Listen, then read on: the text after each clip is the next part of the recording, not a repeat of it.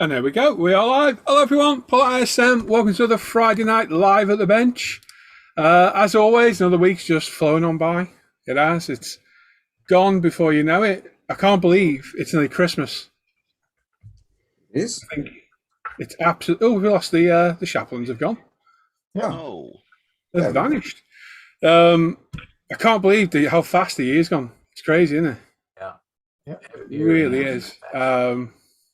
Just flown on by. Mental. As Jim was saying before, it was a year ago that he put that Christmas tree up and we all shouted at him to get rid of it. Yeah, I can't believe it's gone so fast. So, yeah, we're back. We're missing a few guys tonight. We've got no Dan Scattergood and no Luke Ward. But in their place, we've got Mr. Carswell. Hello. And we've also got Paul and Sue Chaplin, who've just left and they're coming back right now. There we go. They're back. There you go. There we are.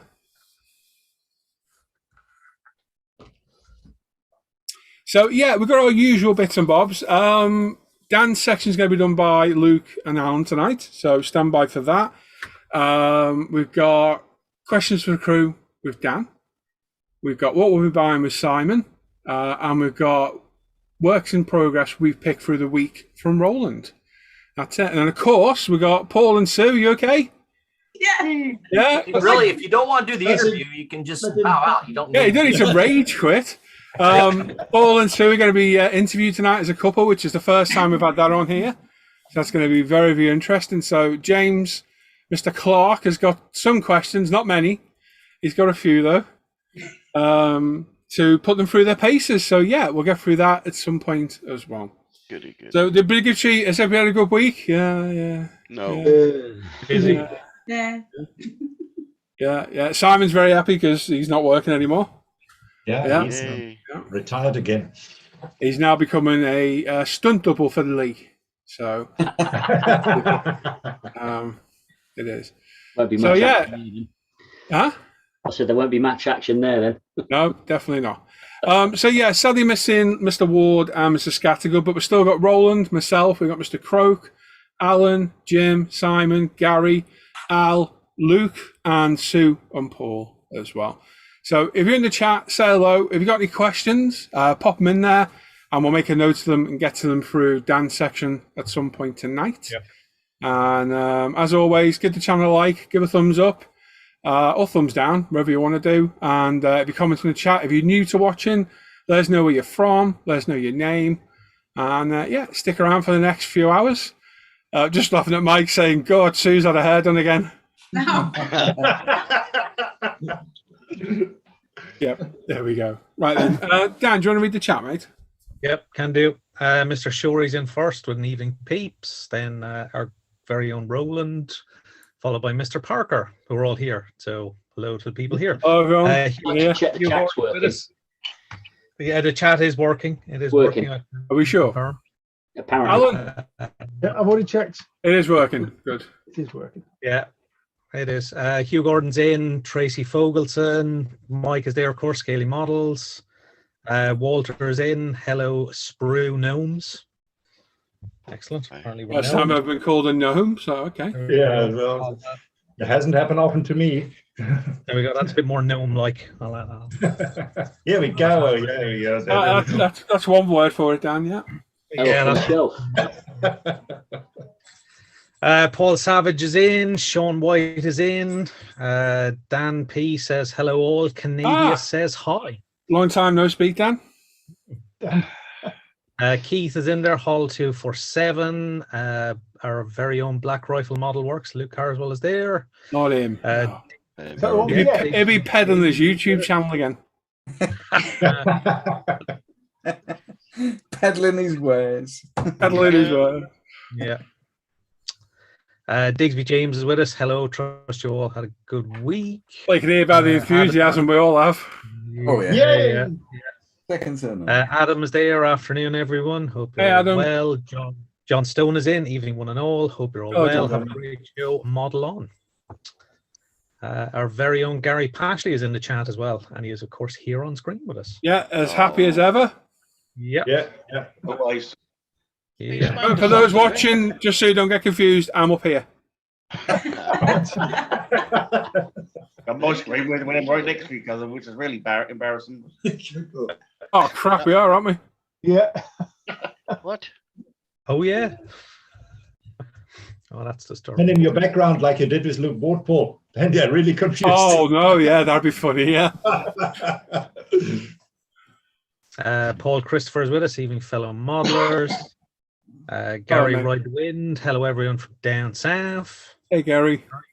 I'm in the chat. Hello to me. Hello. Al McNeish is there. Good evening, everyone. Hello, Digby Al. James, congrats to Simon. Good man. Thank you. Yeah, Is that on the retirement or becoming the stunt double? Both. Bit of both. Yeah. Mike then asks Sue, how much did it cost you for your hair? I'm not going to answer that. It doesn't deserve that. 100% Bob is in the chat. Hello, humans. You missed out Throttle Power as well, saying hello all. Oh, yes, sorry. Yes. Yeah, hello, Yes, I Tim. did. Tim, have you had a thought about what I asked you as well, mate? Have you had any more thought? Oh, yeah. Yeah, remember that. Yeah. John Stone says, still waiting for my parts from Trumpy. I think they're coming on the plane that Glenn Miller just got off. Ouch. Okay. Hugh Gordon says another £70 gubbins. Lol. Okay. Plastic Monkey is there and is here indeed. So hi guys. Jiff Jaff's in the chat. Kev's there. Hey you guys and gals. As Vickers with us. Hall 247. No work for me tonight. I had to do a test for the C word and waiting for results. Oh no. Yeah, hope comes back okay. Or doesn't come back okay and you're asymptomatic and have to stay at home and do modeling instead. Absolutely. Yari T is with us. Evening. Oh, Yari. David Yo is in the chat. Good evening, all. David Rate, evening, all. Hope you're well. Jeff Light, a very good evening, everyone. Hey, Ian Jeff. Delphi, evening, everyone. Totally Scale Models is with us. Good evening, all. Hope you're all well. More fiber optics for me tonight while watching the show. Hope you're all right, Steve. A couple of hellos to each other. Martin Ropka is with us. Good evening to all. Mark Coombs is with us. Good evening, Mark. everyone. Yeah. Hey, Mika's in. Evening, all. Mika. And Hey, Mika. Holly K is there. Hello, crew. Have a great show. Hope you're feeling better, Alan. I'm feeling good. Thank you, Billy.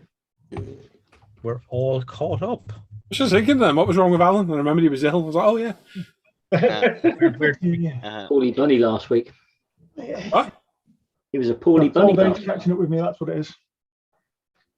There we go. You're screwed then, Jim. You weren't listening then, were you? You know, Isn't that disappointing? I'm not the only one, though. I bet everybody else was listening. Yeah, but in the past, there have been others that haven't listened either. I'm It wasn't trying to me. keep up the tradition. It wasn't me. That's the funny thing. It was Alan. I know these bloody Luke pensioners. Ward's there. He's joined us saying sorry he can't be here. That's To be honest, Luke, it's better without you. It is, isn't it? Yeah. Oh, poor Luke. Here we go. The name for you there. Juan Carlos Ross Munoz. Hello Nice. from Spain. He's too good at this, isn't he? Driver. He's You very see, good. with Tim, I could have great fun with this because that would be like Juan Carlos Rus Munoz. That would be off Tim. But you see, the thing you forget is I work for a company that's got places in France. I know you do, Germany, but it's not as much fun. It's not as much fun. When Tim did it, it was Boring. hilarious. Although Tim offended whole nations doing it. Continent. True that. That was also hilarious. Yeah. Dean Slater's with us evening. Oh, I've got my fish and chips and ready for the show. Oh, nice. Oh, good man. Chris Hughes is with us. Greetings from Ukraine, heading to UK tomorrow for Christmas. Oh, excellent. Chris. I'd rather stay in the Ukraine, I think. And Gustavo Baracello is with us. Good evening to all. Good evening, Gustavo. And Timson72 is with us. Evening all. Hello, Aaron. And we're caught up once again. I'm just waiting for more so I can keep you reading for longer. No, that's fine. That's fine. Right then. What should we do first then? Connie Lingus. Connie Lingus. Yeah, Connie Lingus. Happy Friday, everyone. Oh. Long time no see. Like a breath of fresh air. Yeah, that's the one. Right then, what should we do first then? What do you want to do? Drum roll.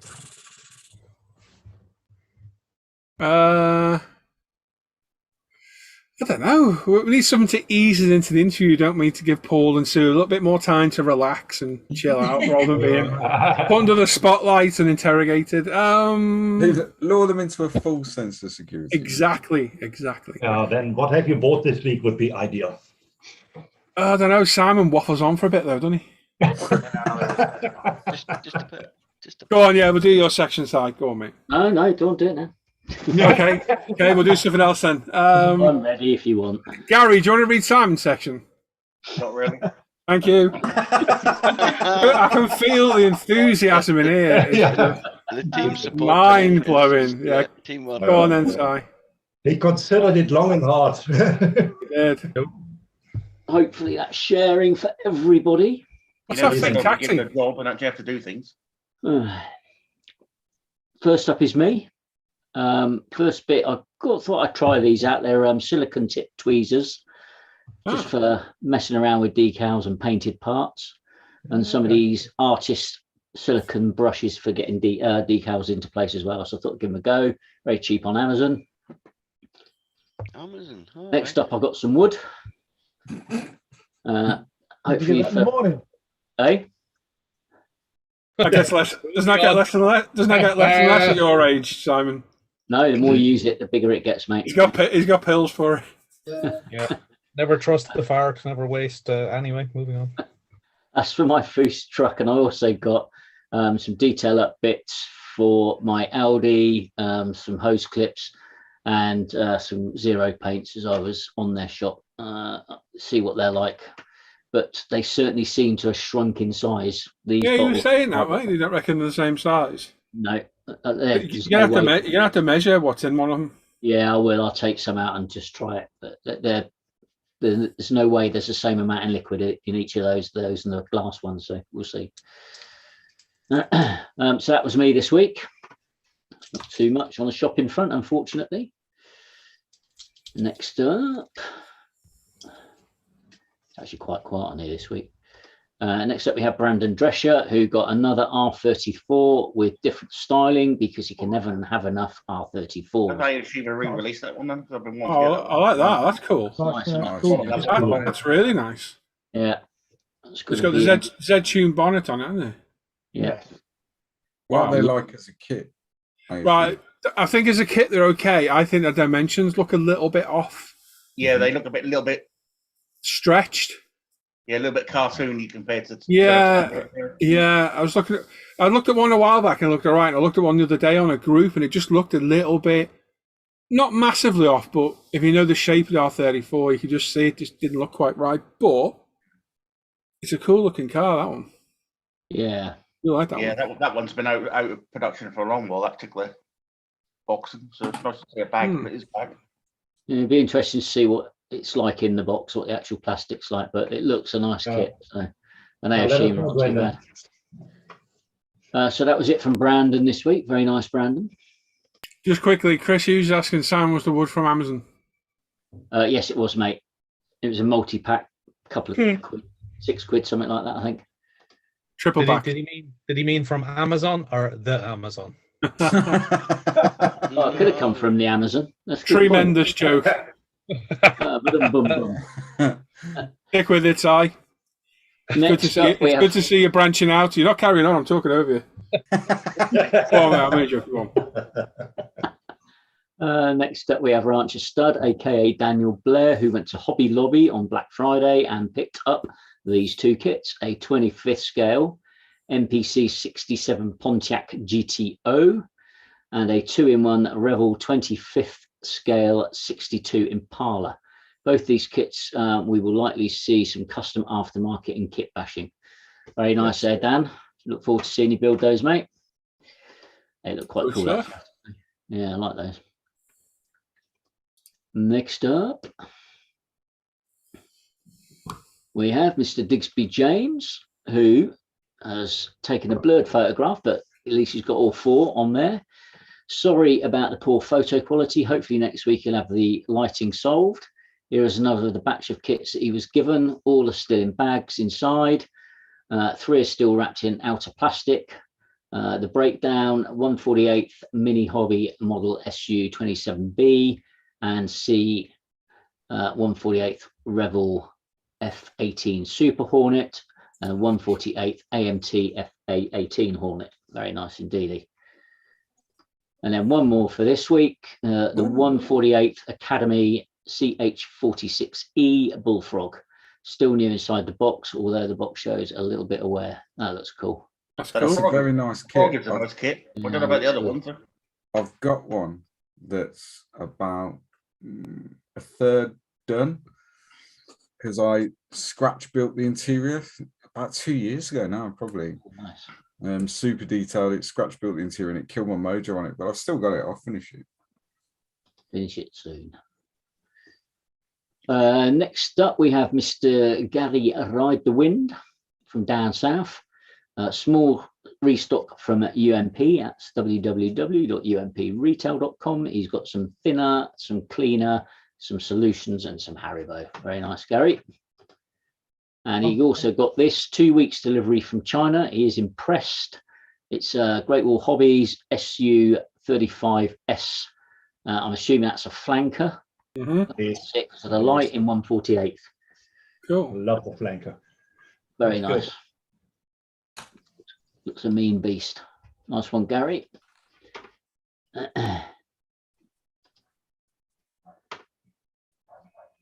Don't you just hate it when there's a reflection in the right place? Next up is Walter Smith. He got himself an early Christmas, starting with a now hard to find Tamiya accessory set of military miniatures in 1/35th scale. Very nice.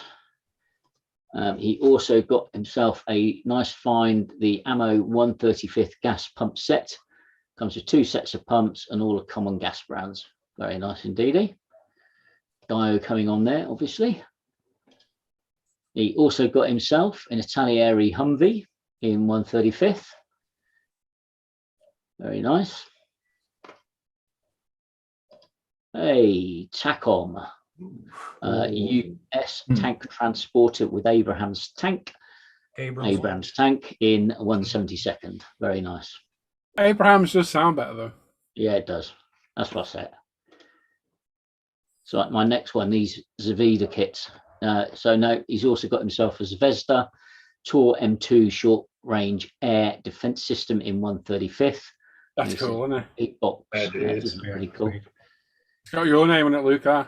Yeah. Bigger. It says arsehole on the side.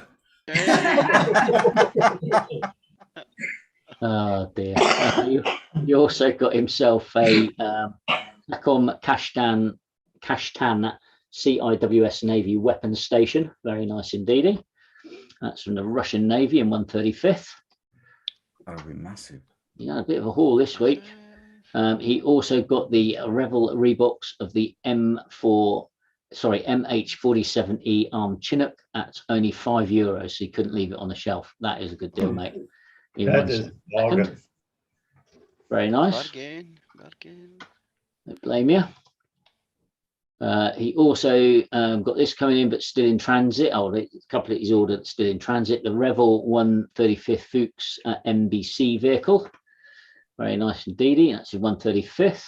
Is that how you pronounce it, Roland? You pronounce it Fuchs. I thought you did. Yeah. What was that again? Oh, so I misheard you. What was it? Fuchs. It's disgusting, Roland. There you go. Children watching this. I choose my words carefully. You know me. He also, That's not there. He also got himself the Dragon 172nd Bushmaster. That looks pretty good as well, actually. I like that. That's an interesting vehicle, yeah. Yeah. He got a Vespid Models 172nd Flak Mouse. I've never heard of them. No, no, mate. Ours, so it's still going to be big. Oh yeah, it'll be huge, I think. Looks as if it's just about to be blown to smithereens as well with that incoming. Where? Very nice. Where? Oh yeah, I see it now. Oh yeah. Well spotted, Si. Yeah, good eyes. Got my glasses on tonight. And last but not least, Walter got himself an Italieri F35A in 172nd. That's a nice haul, Walter. Very nice. Cool stuff there, mate. Good out. Next up, after Walter, we have Mr. Paul Shapland himself. He was Christmas shopping, now done. The Revel 132nd Tornado, a Peterbilt 359 in 125th by Revel, and a Hobby Boss M911 semi-trailer in 135th. Wow, that's cool, Paul. I like that. I like liking that Peterbilt. Is it any good? Yeah, brilliant. Yeah, that looks cool. That. Peterbilt makes lovely trucks. They really love them.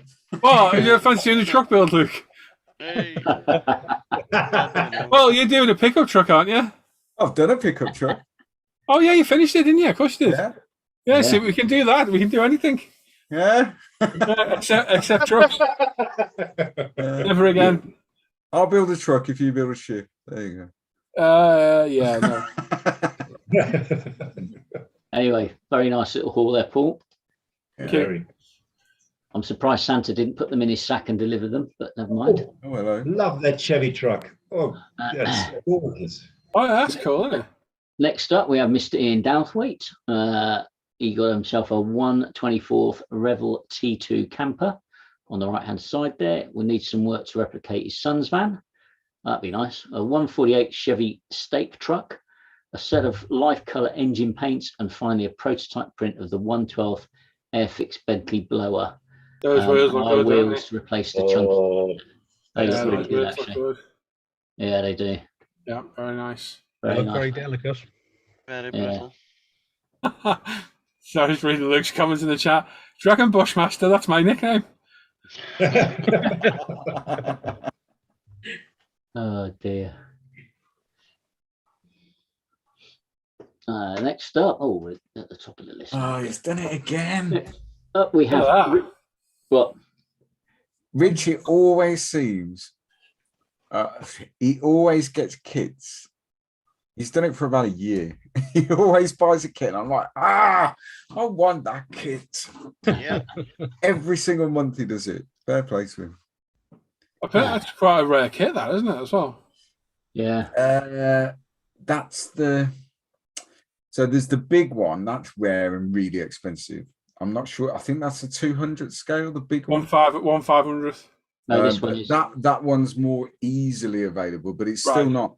You can't get hold of it that easy. Right, that's cool, isn't it? So yeah, Richie has just received the 1 to 500th Space Battleship Yamato, and he's also ordered the Madman lighting kit to go for it. That looks pretty cool, actually. That's Star cool. Blazers $21.99. Very good. Yeah. You're going to get one now, Luke, aren't you? Next up, we have Mr. Dave Allen in this week's shopping basket, the Tamiya 124th Honda S2000. That's a kit I need to get that. I keep meaning to get one and keep forgetting. Yeah. I really like the car. Yes, They're great cars. They were fast as hell. Awesome car. Yeah, they're very fast. Dave Allen, a tool. Oh, he got himself a tool, a line engraver from Revell. Very nice, Dave. That looks just like the Trumpy one, Yeah. which sadly is great for scratching your kits. Yeah, awesome. Done it. Dave also got some paints. So he's got himself some Ventura orange for his McLaren, some lovely pink for an S2000. Oh, pink's nice, isn't it? A Fast and Furious one then. Some copper, some purple, and some Audi R8 and some purple. PlayStation blue even, sorry. Very nice indeed. Nice, some nice paints. Next up we have Roland Ewart, who's got himself A 50 Oldsmobile Club Coupe in 125th from Revel. Very nice. Cool, Roland. A Volkswagen 66 Beetle from Tamiya in 124th. And a Chevy Bel Air from Monogram in 124th. You got two very nice kits there, Roland. I'm waiting for that. Top two, yeah. Very cool. Yeah. Very nice, mate. Oh, you got another one there as well. Let me get to your second one. Roland also got himself another couple of kits. A Skyline GTR, very nice indeed, from Tamiya in 124th. And a Volkswagen Type 2 delivery van from Hasegawa 124th. That's supposed to be a very nice kit, that Hase kit, isn't it? Because is that the body shell is in one piece with that room? Yes. Yeah. Luckily, Whereas the Raval one is like 15 pieces.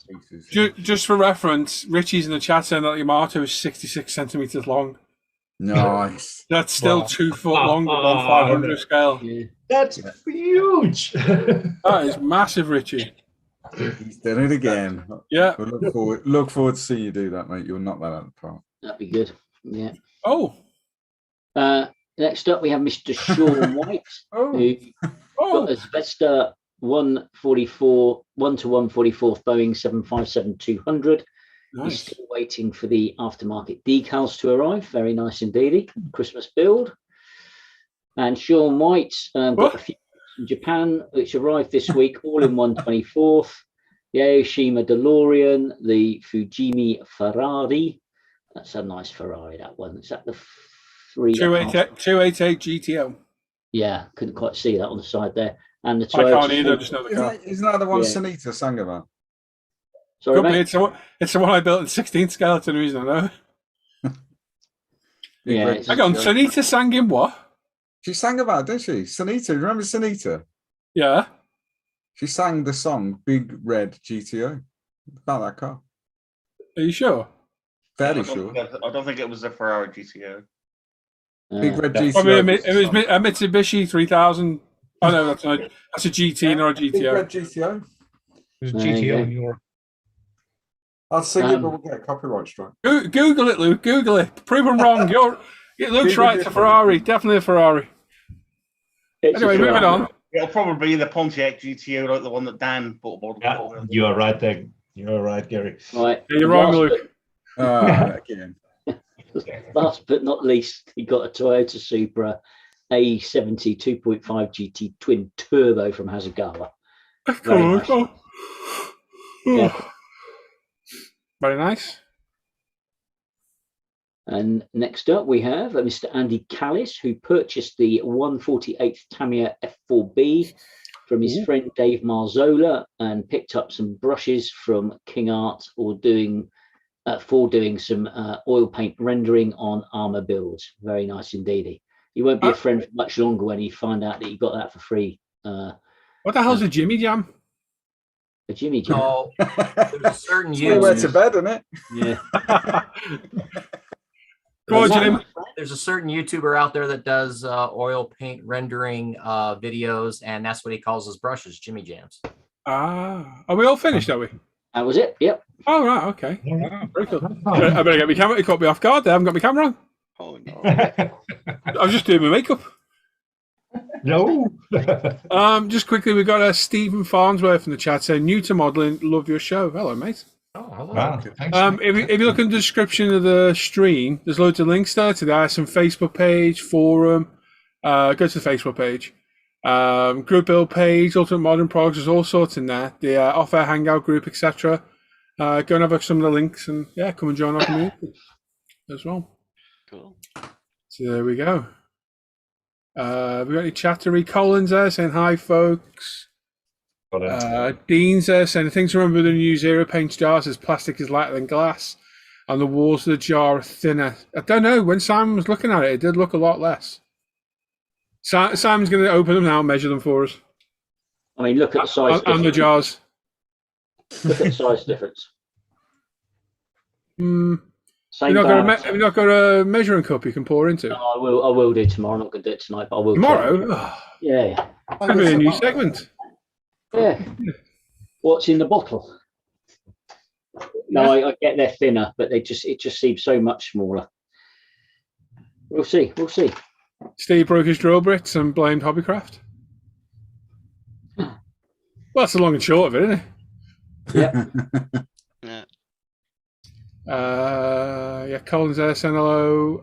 Somebody else, Eric was there as well. Hello, Eric. And Ray Aquilina's there. Hello, Ray. Paul Jordan.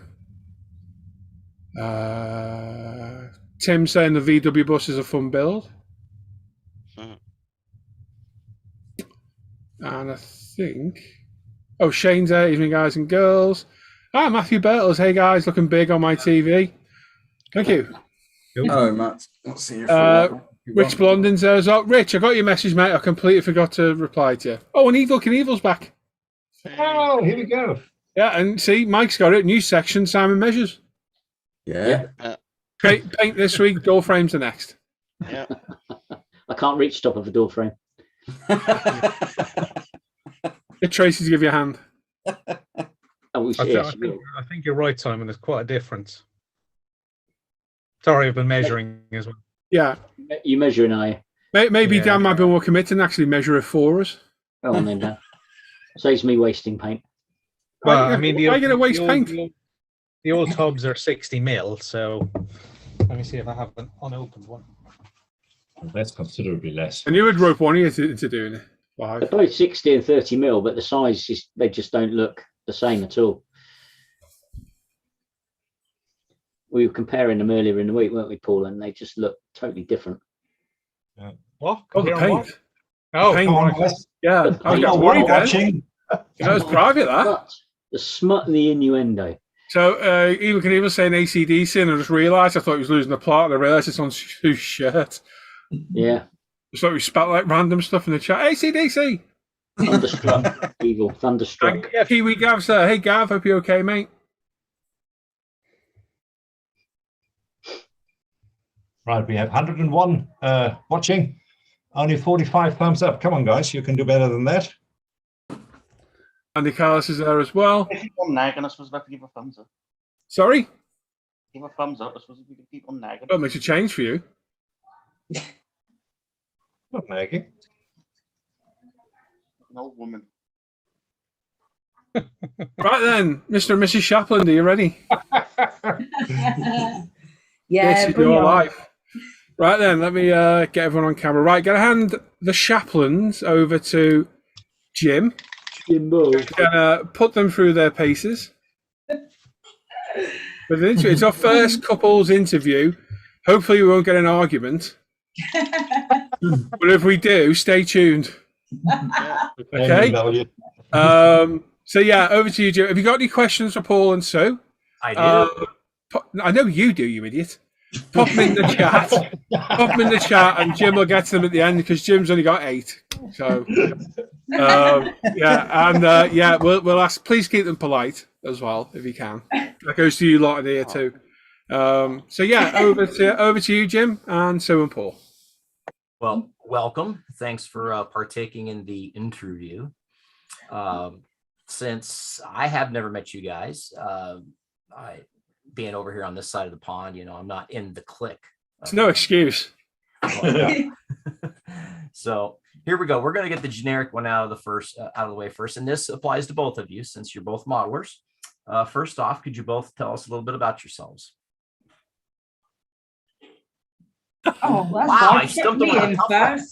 You can make it. Jim. You can make it really interesting and make them tell each other about the other. So, Paul can tell us about Sue, and Sue can tell us about Paul. Oh, that's gonna be trouble. For less argument's sake, we'll go with your way. So, Sue, what color are Paul's pajamas? Oh, You don't wear any. Oh, there we go. Hey. We have a royal commando amongst us. Okay, Paul. So, what color pajamas does Sue wear? Ooh, the look. It's like an episode of The Dating Game. Okay, back to the original question. So be right. Oh, well, Not a lot to tell about me, really. You're Met blonde. Paul at school. Yeah, I'm blonde. Met Paul at school, asked him out. He said no. We went our separate ways. I got married, had kids, so did Paul. And then we met back up 10 years ago. Got together. 11 months after that, we got married. And then he got me into modelling. And I haven't looked back since, basically. So That's Paul me. got you into the modeling. Sorry? Paul got you into modeling. Yes. Paul and our friend Chris. Okay. Because that was Yeah. that leads into my second question. What got you into modeling? So you've answered that one. So Paul, what got you into it? I'd done it as a kid, really, up until I left school, and then it all disappeared. Met Sue, had to sell me competition motorcycles. So home here doing nothing. I thought I got to do something. So I thought I bought a kit and started modeling again. And that was about 10 years ago. Nice. Met Sue, basically. Okay. So what genres do you specifically build? Do you do a little bit of everything? Do you do mostly one thing to Sue? Oh, to me? Yes. Ladies first. I do a bit of everything. I don't have a particular genre. Not really. I don't like spacey things, I'll say that. But apart from that, I'll have a go at anything. Really? Yeah. Which is very unusual amongst our group because, you know, modelers are typically middle-aged to older guys. And so, and then what For ladies yourself. are in the hobby are usually your figure painters. So I'll take that as a compliment, Jim. yeah, please do. I think it was meant that way. Yes.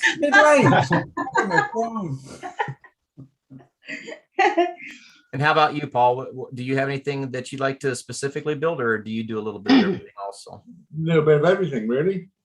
A little bit of So everything. from ships to figures to Yeah. armor to autos to Yeah, all of it, really. I like my ships. But with ships, I find with ships, it's a long-term project. You got to do things in between because you get burnt out on them a little bit, you know.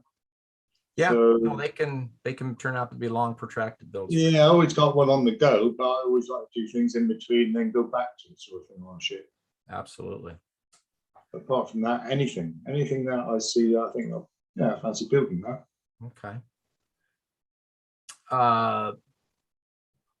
So now refresh my memory. Are you also referred to as the Ice Queen of figure painter? Would that be you, or am I thinking of somebody else? Luke, help me out here. Not a figure painting, but I do go Okay. by Ice Queen. Yeah, I have Okay. done a figure, my first one. Okay. But I'd like to And do more. the most voted for 2 weeks ago, was it? You That's won. Yes, yes, it was. She was. She was. That's too. correct. So, Banner at the moment. Sue, I hate to burst your bubble, but you are a figure painter because you won. Technically, you're an award-winning figure painter. No, I'm not an award. Well, you won an award on our banner, so I class that as an award. I Yeah. did. And thank you very much. There you go, then. See? It was my understanding, in my little feeble brain, I thought you were more of a figure painter, but maybe that's the wrong No, you've assumption only on my just part. started, haven't you? Yeah, I've only just started figure painting. I'd like to do more. Okay. But yeah, I've only just started it.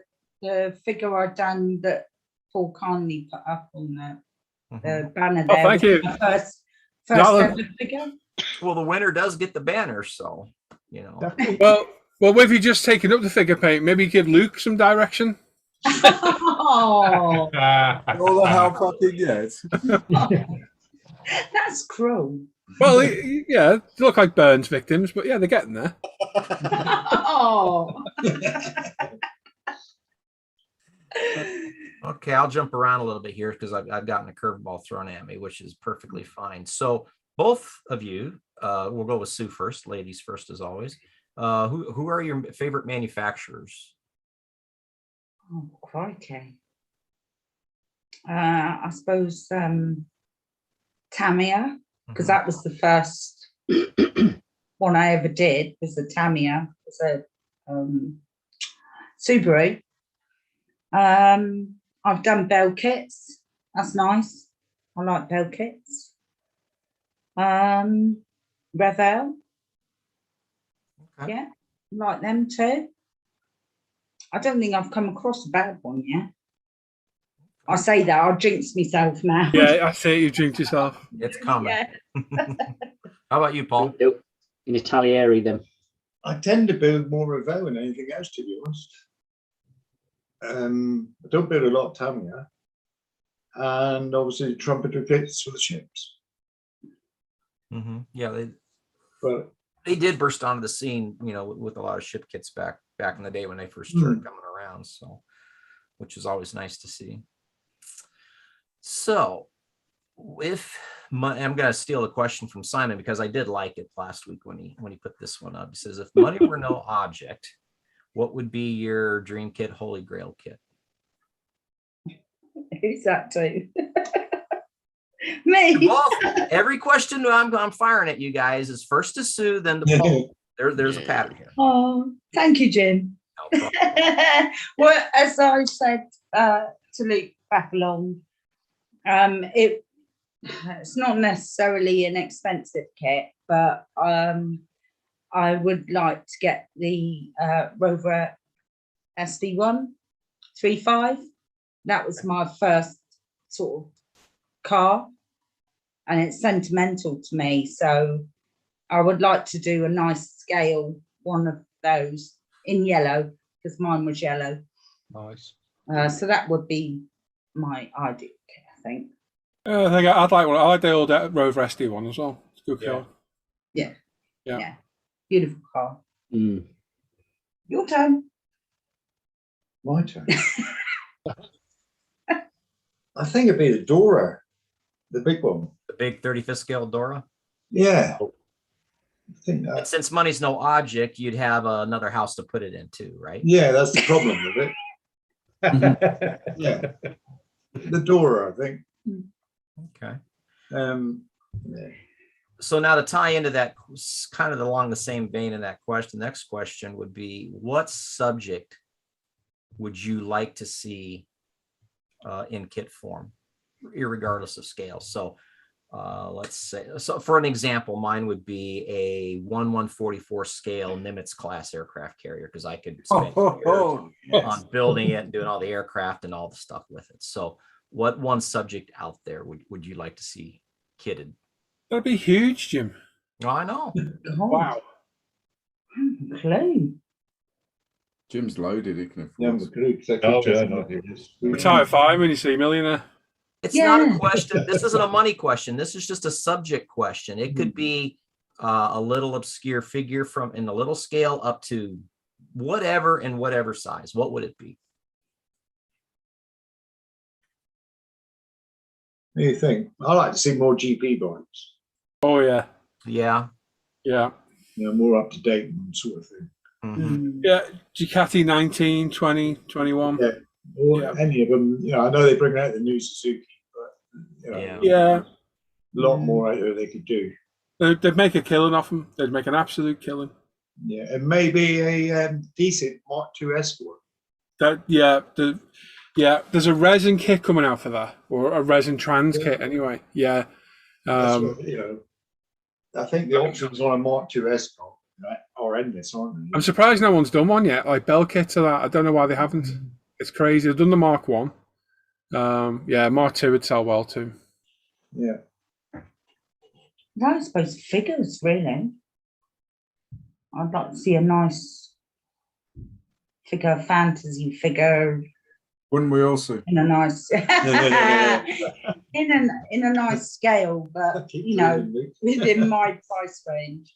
But yeah, figure, definitely. I think I want to get more into me figures. Nice.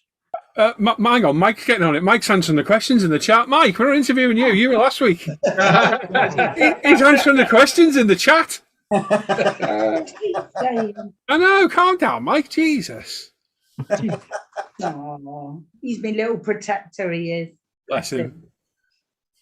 So since for the next questions, since Paul has more history in the hobby and now has come back to it, Paul, what do you think is, or what do you find is the one thing in the hobby world, hobby related, that has changed from back when you first started to now? Oh, flip. It's a good question, isn't it? Nearly everything's changed, hasn't it? Even down to the manufacture of the kits, in all fairness. What's the most? I've never had an airbrush before until 10 years ago. So that was a big change for me. Even glues, right down to the glues, the cement you use. You know, it was the old tube one when I was younger or whatever.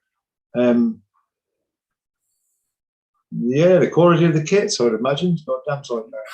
Yeah, absolutely. I mean, there's a bunch of things you could say, but there's no right or wrong answer because there has been so many changes. I was just kind of curious what struck you as being one of the biggest changes. For, you know, like for me, it'd be the internet, you know, all the modeling related stuff. But then, like you say, you can go to paints, glues, kit. I mean, just everything is so. Yeah, everything's just different to when, you know, because I was kid pocket money sort of thing. You just buy a kit, bit of enamel paint, and that was it, you know, and paintbrush. Yeah. So when I came back into it, to find you had glues and just mind blowing, really, of everything, you know. It wasn't there back in the day. Yeah. And like you say, YouTube and the videos. Even up to and including now 3D printing and cutting and, you know, machines. And I mean, it's crazy where it's going. Yeah. So, yeah. Okay. Oh, let's see. What other questions could I come up with off the top of my head? Because I've run out of my list. Do we have anybody from the peanut gallery that would like to chime in with a question? I'm sure there will be. Al's got one. Al alive. Make a niche. What are you like? That's it. He turns off his camera. He's out. It's not your section, no. It's not this week, Al. Okay, my question for Paul and Sue is, who do you think is the best modeler out of the both of you? Very good question. I'm going to stay in. Definitely. Only for the simple fact is I've only been doing it for 3 years. Paul's been doing it most of his life. Yeah, but you've had a break, but you know. Sue's good. Tread lightly, Paul. Tread lightly. Yeah, no, Sue's good. What it does with a paintbrush is fascinating. That's going to say. But keep it clean. Yeah, well, you know, she is good. She's more. I think it comes because she's a lady. She's more refined. Yeah. You know what I mean? More precise. But I think that's the lady's touch. Yeah. And which leads into the figure painting and why so many of what ladies you do find in the hobby tend to lean towards figure paintings because their mastery of color and blending and things like that. Yeah. I'm not sure why Luke likes it. Al. Yeah. Who do you think's the better out of the two of them? Well, you put them on the spot. I'll put him on the spot. That's an interesting question. And what I will say is, Paul's good at what he does, and Sue is good at what she does. Oh, good diplomacy. What a BS. Wow. Absolutely. No, I think both of you are kind of slightly different genres as well. So there's the crossover is there, but you know, and you know, Paul was saying that Sue there is you know, she's just into the hobby not long, but even so, some of the beginners can, you know, really come on quite quickly and get to a very good standard very quickly, especially with all the equipment they've got these days, you know. What happened to you, Al? I'm just struggling, you know. We can see that on ISM, can't we? We get people joining You never made a model before, then you build something, the first model, and you feel sick. You're like, oh. Yeah, exactly. Yeah. We'll just secretly ban them. See ya. 20 odd- I'm only 20 odd joking. million. We don't do that now. Oh, he's joking. I showed Sue, she asked me questions and I show her, but she seemed to she does it and comes out better than what I can do it. I don't know. Yeah. After I showed her. So It happens. Some people are naturals. yeah, she's just got a delicate touch with everything, really. Mhm. Yeah. So Sue, here's a question for Sue. Since you tend to be more in the figure painting, do you prefer oils or do you prefer acrylics or some other, or what, when you're going about or do you try to do both or? No, I don't touch oils. You don't touch what? Acrylic, I don't touch oils. You don't touch Acrylics, Citadel. I use. Got loads of them back there. I spent a fortune. I haven't tried oils, no, and they sort of frighten me a little bit, to be honest. Oh, don't be afraid of oils. Oils can be your friend. But it's something new, you see, so, a bit apprehensive about using something new.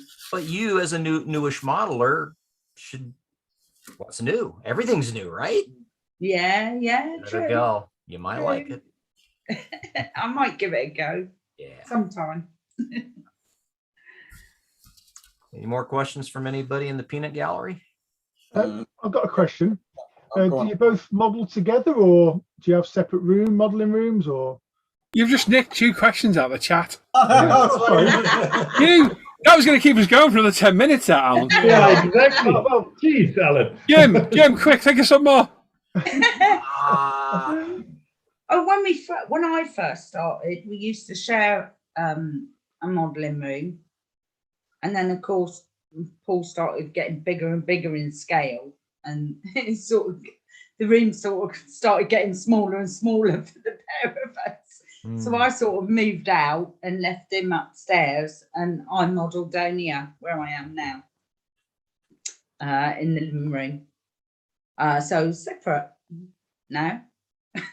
Oh. This is the longest we've seen each other actually for a long time, isn't it? It is.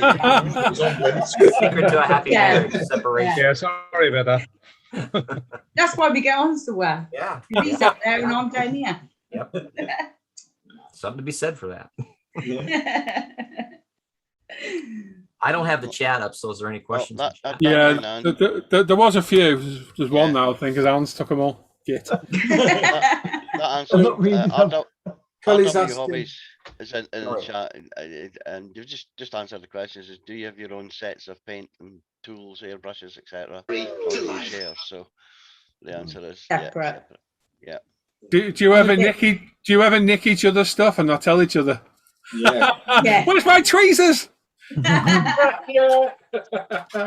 You've been using my airbrush, haven't you? Yeah, you didn't clean it. Look, Paul's looking around now for his stuff. Look, Paul's on look behind him. He's always looking for his panel line wash, and I think it's down here in my drawer somewhere that I took back. But it's generally separate, isn't it? Airbrush, yeah, we share airbrush and compressor, don't we? Yes, yeah, we share that. So, who spends the most on the hobby then? Ooh. Oh, I do definitely. Yeah. Yeah, because I end up buying for Sue as well. That's the problem. Oh, you see, Sue's got that sorted there. Yeah. Well, I say, oh, that's nice. I like that. And next thing I know, it's coming through the door of the post. He's so good to me. Oh, nice. Happy wife, happy life. There you go. So Kallis asking, Kallis asking in the chat, who gets the most time for the hobby out of the two of you? Well, you could do, but I do, don't you? Because I spend all day up there, whereas you do other things through the day, don't you? Yeah. But if you wanted to, you could be in there. I could be, yeah, if I wanted to. But I'm do evenings, don't you? Really? Yeah, I just do evenings. He comes in from work in the morning after the school run, goes straight up in the cave, and I don't see him until he comes down about 1:45 to go out to work again. Nice. And then he comes home and goes back up there once he gets home. You shoved me back up. Yeah. Cool. I see you sitting there watching the telly, thinking, "I want to watch my series." And you shut the series away. She's got a very strong lock on Paul's door. Lock him in. Need me. He gets fed. There you go. Just Slide the meal under the door. There's tea and coffee, cake. Yeah. That's What pretty more could he awful. ask for? You do get on well, though. We do. Good. That's good. Right, I've lost my mouse, so Luke, carry on. I think that's pretty much it for questions. There's one at the bottom. There's one from Yeah, Dean Dean Slater at the bottom. He's saying, oh yeah, he's saying, Dean Slater, would you ever do a collaborative model, and what subject would it be? Ooh, that's a good question. It's a good question. We don't. Might. Yeah. Words. What sort of questions that? Yeah, I would. I'll be honest with you. That's a good question. That. Yeah, It is. Very Yeah, good. I would work. We've worked together in normal life work anyway, so we get on quite well that way. So yeah, it was something like. I think it would have to be a big kit, like a big 1200 ship or something. You know, so I could sort of put work out to Sue, sort of thing, whatever. Yeah. You know. Yeah, I reckon we get on quite well doing something like that. Yeah. Have you ever built the same kit at the same time? No. No, we haven't, have we? No. Not yet. No. Mine would be better though. You think Stand by. What you should do is you build the same kit, we vote, and it could be Chaplain of the Year. Oh yeah. And it could be a yearly contest. Absolutely. Well, stand by because there's a package arriving this week for you. Uh-oh. Okay, There you go. You're so naughty, Luke. So naughty. Not a boy. Let's just see. Mine would be better. I know it would. Oh. Oh. That's fighting talk. That isn't it? is. That's yeah. Yeah. There's another question I saw. I can't remember. Bear with me a second. I'll have to go back up. Here we go. Brandon Drescher is saying, how do you enjoy the modelling together? His wife and him model together. I'm guessing he's talking about building models. Catalog. Yeah, catalog poses. And they is it a hobby together, or do you keep it fairly separate? Do you ever come into conflict about the hobby and what you're doing? No. Never. We never argue in real life anyway, even outside of modelling. We don't. I always say yes. Mm-hmm. So The best way, boss. The best way. it is, isn't it? It's the safest way, isn't it? Yeah. Turn around, go out the door, and then Yeah. Say yes. Yeah, but I don't moan about you getting kits or anything. You don't have to sneak anything in. Well, yeah, that was another question there of Shane. Do you try and sneak a UK from the other? Because that's one stereotype online I hate.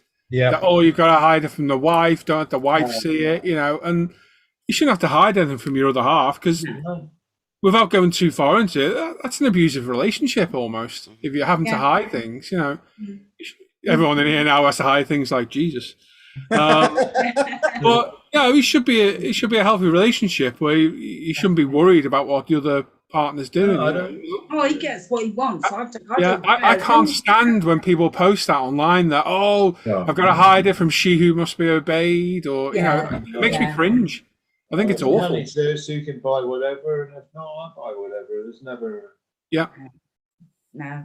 Well, in a mature, sensible relationship, you pay the bills, and what's left over is what. Yes. Yeah. That's it. You pay the bills each month. You buy as much cocaine models as you want, and just crack on. Yeah. I mean, they 3 kits you bought. I didn't know he bought them. That's the first time I'd seen them tonight. You're in trouble later. I don't care. I'll just take them off the postman and chuck them upstairs. I don't care what it is. I'll be nicking them. Oh, it didn't turn up. Yeah, it didn't turn up, love. Didn't turn up. Sorry. Funny enough, I got one as well. Yeah. Ludwig asked the question there. One of its part of it's already been answered, but there's a second part to it. What have you learned the most from each other when it comes to modelling? No. Question. Oh God. learn the most off each other. To stay away from you when Yeah. Isn't it? Yeah. If you can't, I can't have any. If I'm concentrating, I can't have him coming down talking about trivial things when I'm trying to concentrate on doing something, because he'll just get, sling work. I just can't abide that. Well, Just here's leave me another way. alone when I'm concentrating. Here's another way to reword that. Do you bounce ideas off each other? If you come up against a problem and you're having a hard time solving it, will you talk, hey, how would you fix this? Or what do you think of this? Do you guys do that a lot or no? He don't necessarily come to me a lot because he's quite good at solving problems, and I'd probably make it worse if he did. But I do go to Paul a lot, I've got to admit. I do. Yeah, I get a bit confuddled and a bit stuck, and I think, oh God, darling, help me out with this, Mm-hmm. And he's ever so good at sorting problems and making it all right. Yeah, because I don't want to have what should I say? I don't want her to get fed up and frustrated with the hobby, really. She'll come to me with a problem, and if I can fix it, I'll fix it, show her how I fixed it. And hopefully next time she'll know what to do, sort of work together a bit there. Yeah. We do work together a fair bit. Yeah. But I do go to you more than you come to me. Because I want your kit to be so good as you can do. Oh, so I wouldn't want to, jeopardize that, really. No. Only if it's coming out better than yours. Yeah, but they don't. That's the bloody problem with it, isn't it? To be fair, Mike did call you a creep earlier, Paul. Yeah, I did see it. Yeah, I was going to skirt past it, but as soon as you brought it I up. won't say what I said back to him. Sean White says, whereabouts do you display all your finished models? Oh God. Well, there's all over. Is there a communal area, or do you have separate areas? They're everywhere at the moment. Everywhere. Mine's a lot of my bikes and cars are in there. Yeah. I've got to be honest, a lot goes in the bin. Sorry, he did say finished models, Paul. Oh, finished models. No, that's a joke. That's a joke. I'm joking. I'm only joking. I've got to be honest, a lot of mine go in the bin. Oh no. Yeah, they do after a while. Old ones. Well, older ones. I took pictures of them. I got pictures of memories. You should set fire to them. It gets such a good reaction online. Yeah, really. Come all in a quiet. Yeah. But yeah, I do throw them out. Yeah. If you got to make room, you got to make room, haven't you? I suppose. I got to be honest. That cabinet's full with bikes and cars, and I can't remember the last time I actually looked in there. Yeah. Yeah. So I keep the latest stuff, and if I like a Subaru, if I'd done a Subaru now, I'd probably be better than the last Subaru. So the last Subaru. Yes, you move on. Yeah. I move on. And, and otherwise it's be full of models here, man. Yeah. Be everywhere. Two of us doing it, it's wouldn't be able to move. Yeah. Because they're everywhere where I'm looking at them. Yeah, everywhere, literally. But that's what I do throw them out. Brandon says, have you ever done a model you couldn't finish?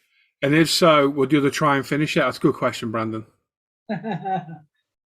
I've done one that I didn't like, and I bought it at Telford actually.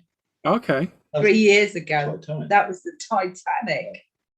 I really wanted to do the Titanic. Yeah. And I got it here and I took it out and I started doing it and I drew out all the little windows, didn't I? All the little portholes. Yeah. And I thought, I really don't really do this. It went in the bin. No, the answer is I probably wouldn't finish one of Sue's models. You wouldn't finish one? No, I would help you out to do it. Yeah. I wouldn't finish it. No. I wouldn't take over. Good man. Nice to know. Not really. I would help you out in doing it. Yes. Yeah. But you would have to finish it. Yeah, I probably wouldn't finish one of yours either, to be honest. That's nice to know. Yeah, well, that's because it wants to do. Hey, popcorn ready, people. They're ready. Sorry, dear. Stop button.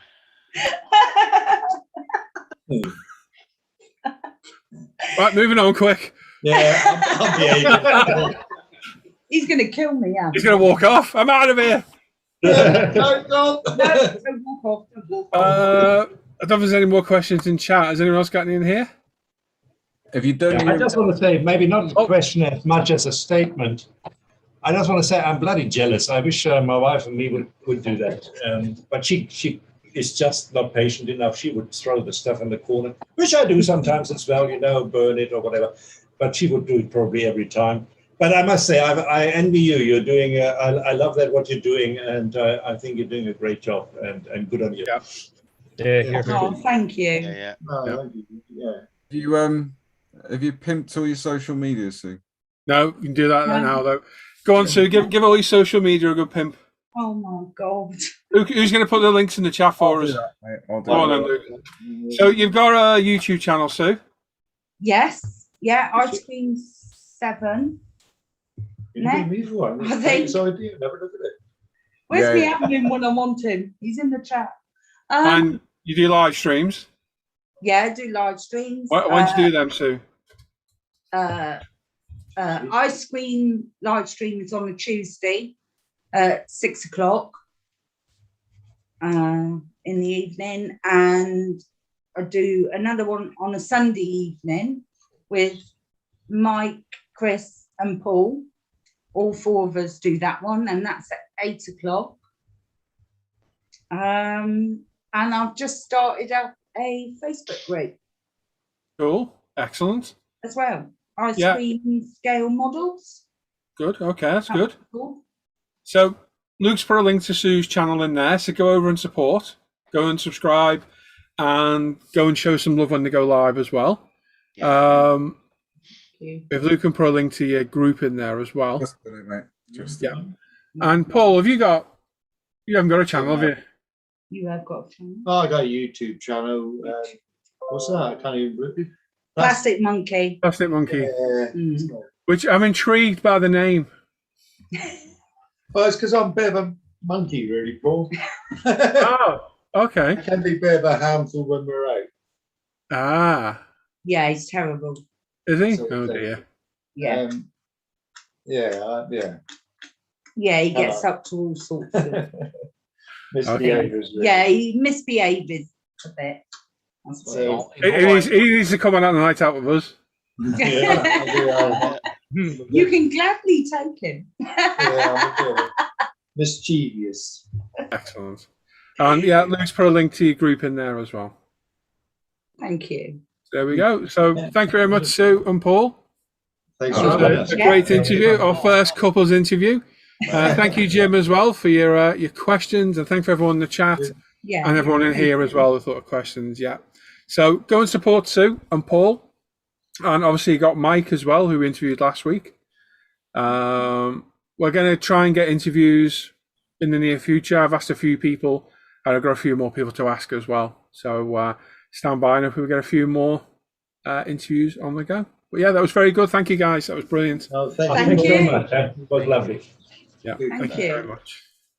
Right, let's get this back to normal. It's Jim. Fabulous. Put your Christmas, There you put your go. hat on again, Jim, and do that thing you were doing earlier. Hang on, that sounds really perverse. Could be. Yes. Oh, lovely. Yeah, Oh, fantastic. Right, let me get rid of that. Hang on, we're on Dan now. What the hell's going on here? Dan, what have you done? I've done nothing. There we go. Now we're back. Excellent. So, yeah, Sean's in the chat saying great interview, we're a lovely couple. Great taste in music too. Mike saying great interview, that Jim. Brandon's thanking you both as well. Stuart saying great interview, Jim. Yep, Sodsu and Paul, just Jim. Yeah. Adam says fantastic interview, you guys. Beautiful couple. You two, well done. That's from Adam. Kiwi Gab saying great interview, the owl. Who? Saying great couple. Eva Knievel saying boys will be boys.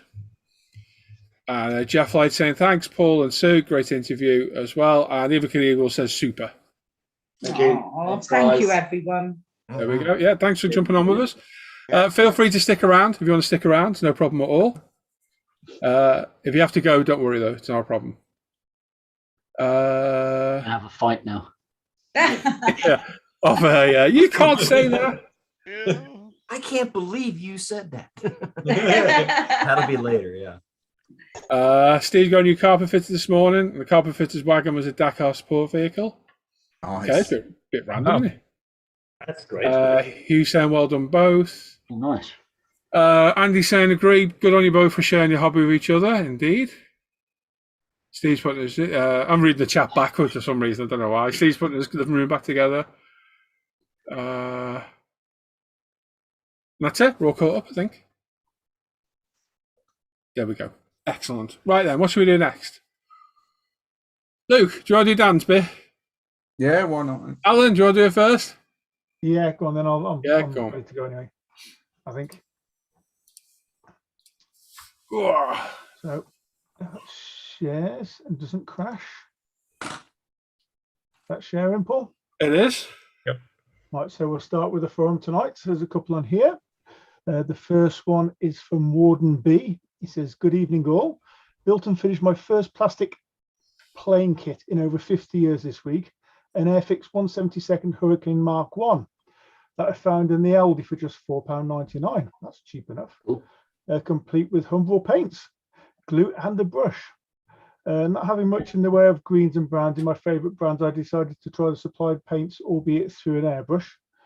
I stuck to the 4 colours in the box, but did use a few oils in an attempt to add a little weathering.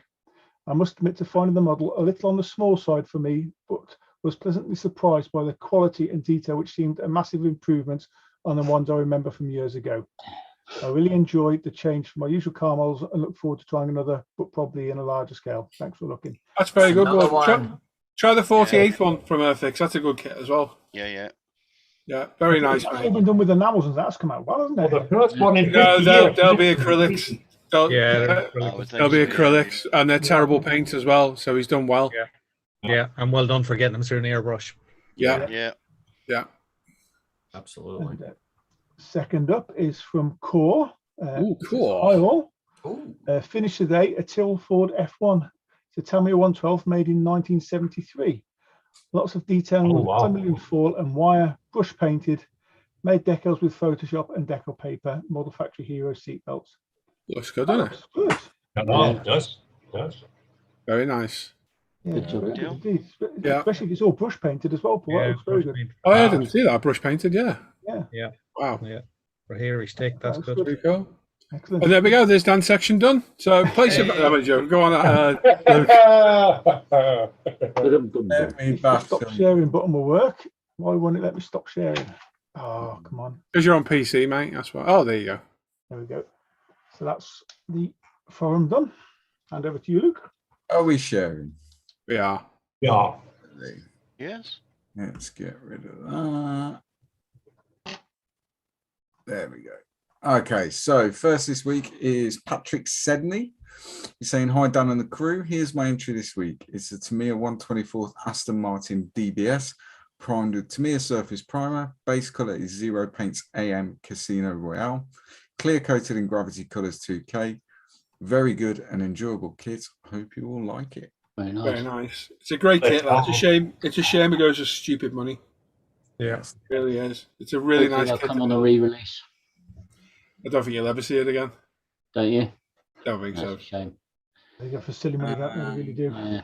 Next up, we've got Malcolm Hall saying he's finished this great 75mm figure of Manfred von Richtenfen, the Red Baron himself, from Elan 13 Miniatures, painted using some Vallejo model colour and some scale 75 colours using Raphael brushes. Cheers. Nice, isn't it? Yeah, that's Yeah. nicely Very done. nice. Very cool, Malcolm. Very nice. He's done the dog really well. Yeah, it looks really good, doesn't it? It's not easy. And next up is Steve Spencer-Beanie, Totally Scale Models. I think he's in the chat. It is? The Tacom 135 British main battle tank, sheathed and marked. First tank he's ever built. He's really pleased with how the Berlin camo turned out with the hand masking. He primed it in UMP grey. He used Tamiya paints for the camo, Vallejo rust for the tracks with UMP rust wash, then a light weathering with a mix of white and black Humbrol powders. returning to the Star Destroyer next. Nice. That's cool. Very Looks good, Steve. Yeah, it's Yeah. not an easy scheme, that. Not an Nope. easy. And then we've got Charles Stanhope. He's saying he's finally figured out how to post. Sorry about last week, my bad. No worries. Anyway, he's completed the 148th Meng F-18 Super Hornet. A fantastic model, good fit. Ravel take note. Much more enjoyable than the previous Ravel 132nd Nightmare he went through. He has a nice decal selection, including the F-18 from the new Top Gun movie. He used UMP black primer and light and dark ghost grey from the Vallejo Air War Series US Navy set. US Marine Corps colours from the 70s till present. That's cool. Excellent. Looks good, Charles. Yeah. Very nice. Very nice. Yeah, that's cool. That's cool. And Rancher Dan himself, All right. Daniel Blair, and he's finished the MPC 1972 Chevy C10 in 124 scale. The kit is called Racer's Wedge Stroke Pickup because you can build it as a wedge style car hauler or a custom pickup. He chose to build a pickup because it does come out with come with some nice custom touches like the Tonu cover, whatever. Tonu cover, shade front bumper and custom grille. Slam truck with aftermarket rims and tyres and a scratch-built rear suspension to get it lower. He used Tamiya Primer Grey, Tamiya TS52 Candyline Green, and Model Master Clear. Other than the wheels, everything you see comes in the kit.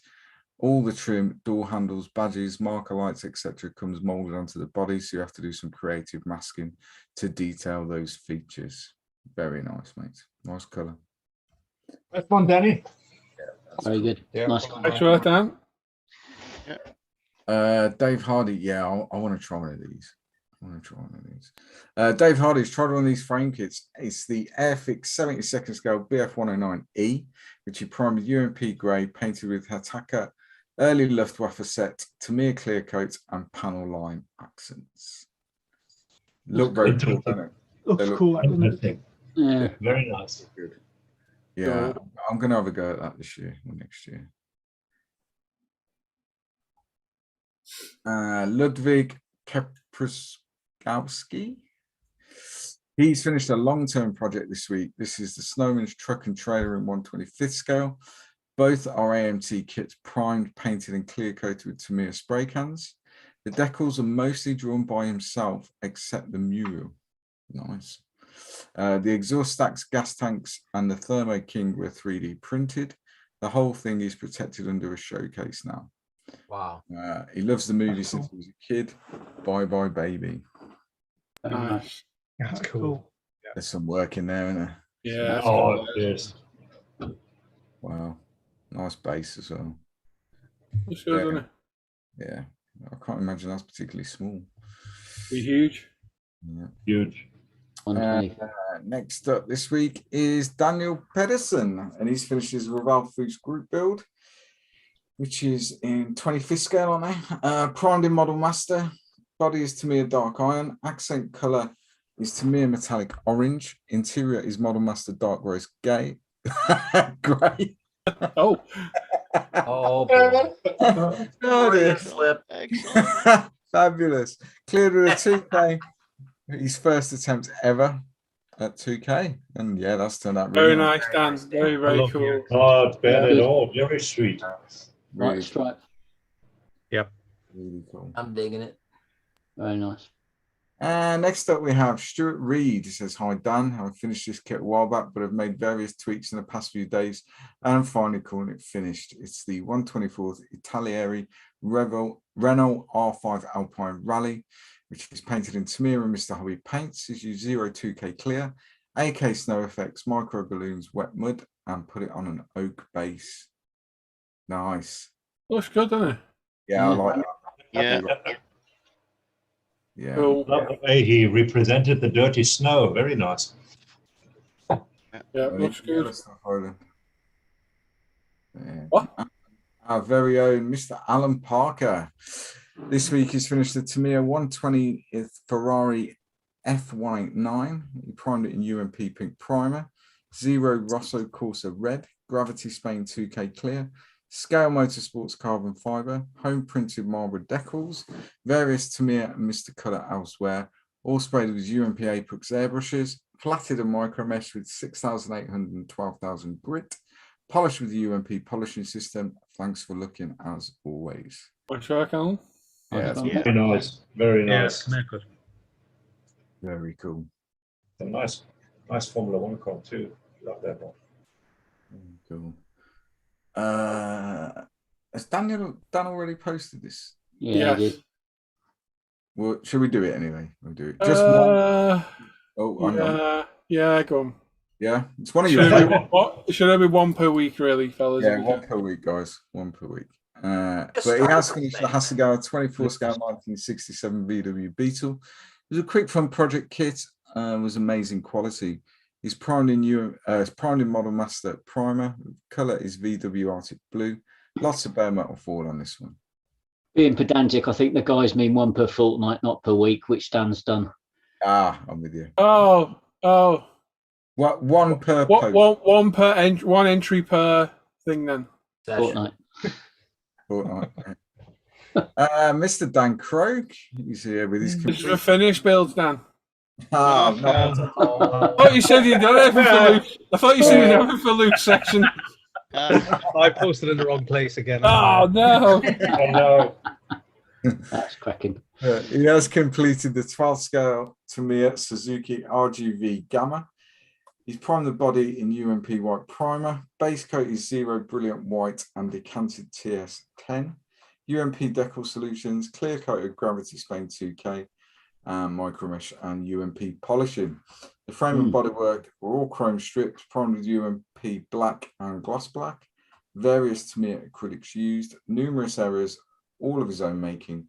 Final video part will be out soon. Is it out yet, Dan? Is it up yet? No, it's still still needs editing. Looks good though, Dan. Yeah, Very good. Oh, yeah. Very good. It looks better than the mistakes in it are, if you know what I mean. Nice pictures. Nice pictures as well. Yeah, good pictures as well, mate. Yeah, that helps. Yeah, a good photo hides 1,000 errors. Don't worry, Dan. It's okay, mate. No problem. The modelling god himself, Mr. Paul Bretland, has finished his 125th Foose FD100 pickup for his very own Christmas Foose group build. Feast. It's feast. Plural. Feast. Feast. Fair enough. Feast. It's primed it in Tamiya grey primer, base painted in Gravity Colour Spain Chevy Neptune green, 2K cleared with Gravity Spain 2K, bare metal foil for the windows, kit chrome for the bumpers, AK chrome for the side step. Interior is painted in Zero Tan leather colour, Aoshima Rays R57 GT wheels and tyres painted in LP19 gunmetal, self-adhesive wood veneer stained with Danish oil and kit decal, metal strips which he's going to replace. Bodywork is polished with the UMP polish system. Very nice. Rubbish. Yeah. Not bad for a token. You're never going to replace them decals. No, it's in the display case now. Well, thanks for all the kind words, fellas. Thanks.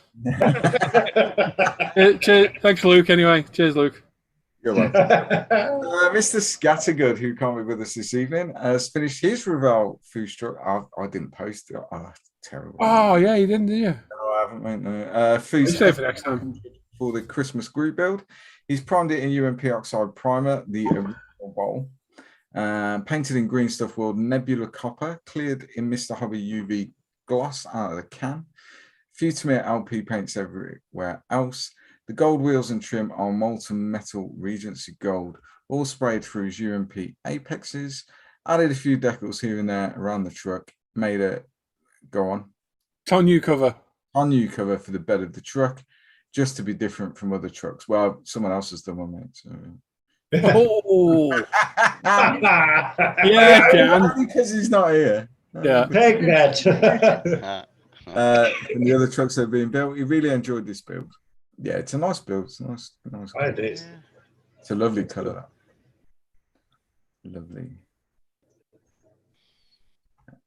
Sean White This week he's finished his new BMW M8 the other week.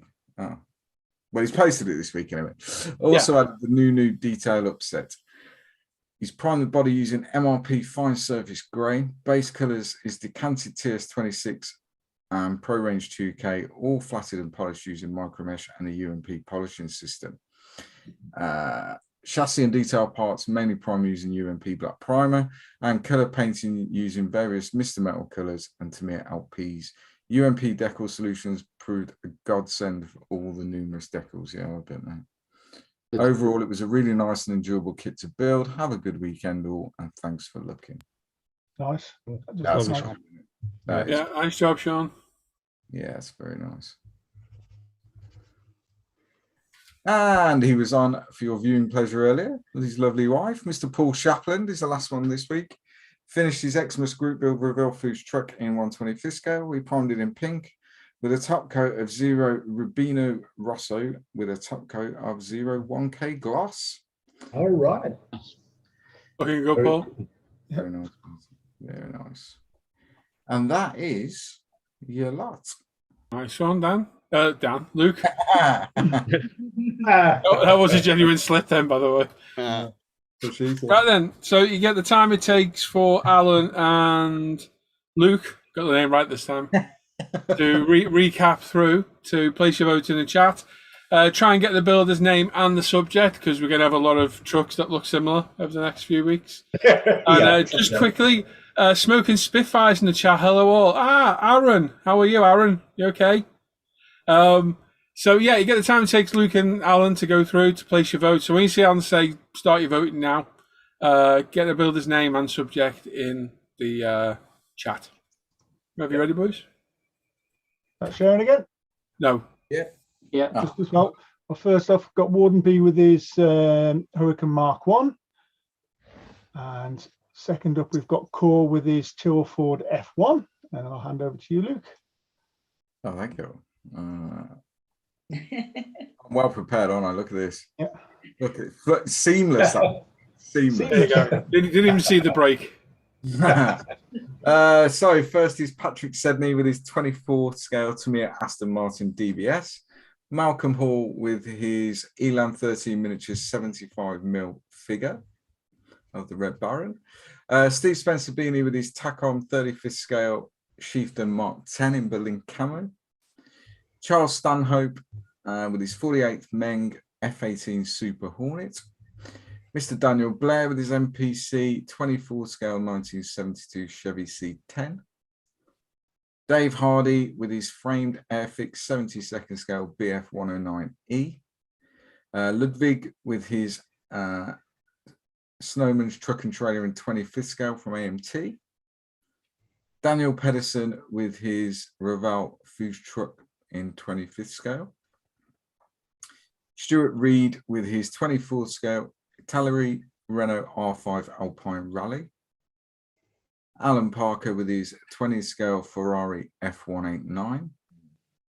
Daniel Pedersen with his 24th scale Hasegawa 1967 Beetle. Dan Croak with his 12th scale Suzuki Tamiya RGV Gamma. Mr. Paul Bertland with his 25th scale Foose FD100 pickup. Excuse me. Dan Scattergood with his Revell 25th scale Foose pickup truck. Sean White with his new BMW M8 in 24 scale. And last but not least, Mr. Paul Shapland with his Revell Foose truck in 25th scale. Nice. Well done, boys. Cool. That's a difficult one, is it? It must be very difficult because hardly anyone's voted in the chat. That's piss poor. Yeah, I'm not going to lie. A little bit longer because I think there's a bit of a delay on the stream, Paul, so I'm leaving it a bit There's longer. always a delay, but we're caught up now. That's very, very quiet for voting. Wow. That's the quietest we've ever seen it, I think. Yeah. Was it a bit shorter? No, not really. No. We'll give it another 20 seconds, Al. Yeah. That's very, very slow.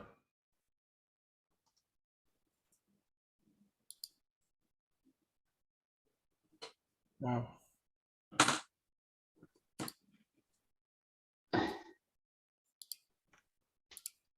You can get a vote in right now. Oh, now. Vote now. Yeah, there's a few coming through now, to be fair. Yeah.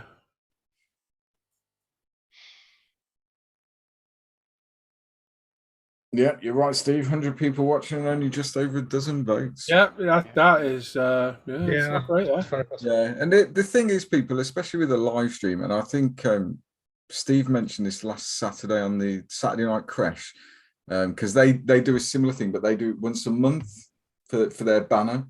And people were watching, but they just weren't voting in the chat.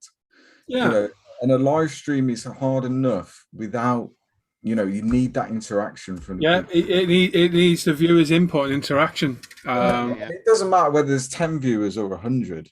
You know, without the interaction, it makes, for the people doing the stream, it makes it quite. It makes it hard. Yeah, it does. You know, and to the point where people just won't do it. They won't do live streams. And if you want to watch, then all you got to do is put your vote in. What's your favourite? Anyway, I'll shut up, Grant. No, don't, mate. You're perfectly right. Totally right. We need the votes at the end of the day. And that interaction. Well, simply, if the votes don't come in, we won't do it. It's a section removed from the show, which I don't want to do. But I'm not gonna. The one thing I won't have on is dead air. So it's up to you guys, if girls out there, if you want to keep it going. Well, we've still got what 2, 4, 6, 8, 10 votes, 11 off us in here. Yeah. Or are the chaplains voting as one? Oh no, they can't do that. They have to vote as individuals. We could fight for it. My money's on Sue. Yeah. Sorry, George, you don't have to be sorry, bud. It's just, it was 100 people watching me getting like 12 people voting. It's a bit disappointing. 22 votes in total. See, that's better. That's better now. Still not great, though. It's only, it's like a fifth of the viewers. So, as I always say, you get out of it what you put in. So, Right then, 100. James, your choice, please. My choice. I'll start off. I'm going with Coors Elf Tyrrell Ford off of the website. Is that like a Tyrrell? The Tyrrell Ford, yeah. Very similar. Tyrrell Ford Elf, whatever. Okay, Mr. Croak. Oh, I'm gonna go with Malcolm's Red Baron. With the Red Baron. Okay, Sue. Oh. It's a tough choice when you're live, isn't it? Yeah. Especially when you're sat next to one of the people who's in there. He slipped a $5 under the table, hasn't he? Yeah. Slid something under the table. Oh, Jesus. Did you know, Roland? No, I like the Snowman truck and trailer. That's fine if that's what you want to pick. Good choice. Yeah. Yeah, that was Ludwig. Yeah, I like that. Paul? I like Alan's Ferrari, but I'm going for Dan because I love bikes. You go for Alan. Dan's, okay. Here we go, Paul. Oh, Dan's. Dan's. Thank you, Paul. Thank you very much. No problem. Okay. Simon? Given it's painted with a hairy stick, I'm going to have to go with the, how do you pronounce it? The Tyrrell from Core. Tyrrell, I think. They make crisps as well, Jim. Tyrrell. Tyrell's crisps. Tyrrell Ford, okay. Luke?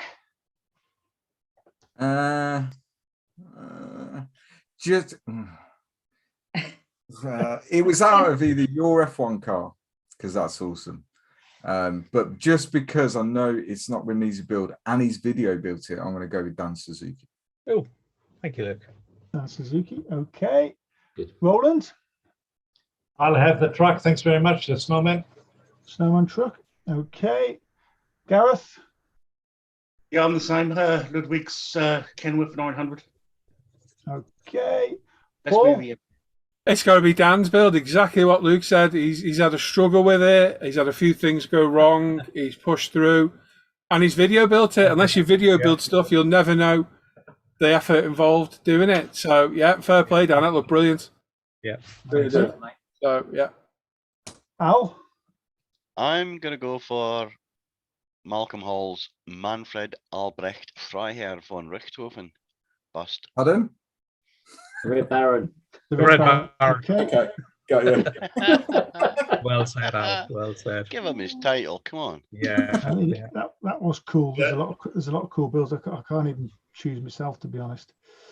No, you can't choose yourself. I No, can't choose myself.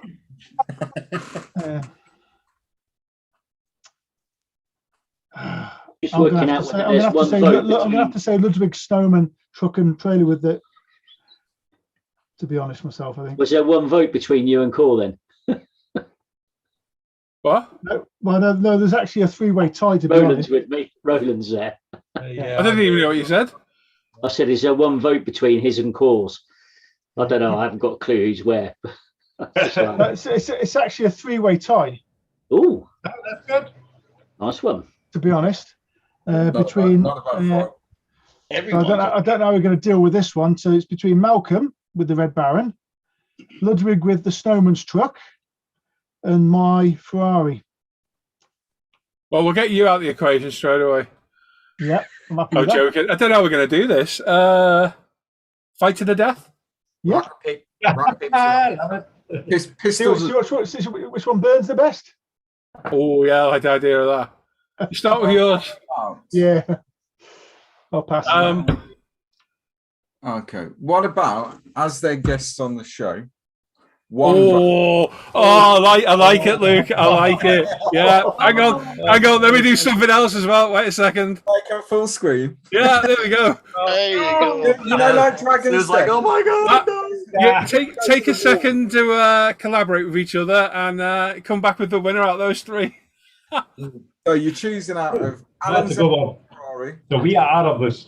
the Snowman truck, or the Red Baron figure.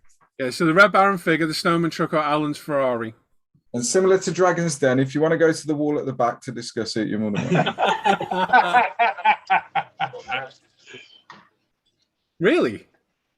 I tried to hear a word. Go on then. I like Alan's Ferrari, to be honest. I like the show. I do like Alan. Brown nose. Yeah, great. Nice one. Really?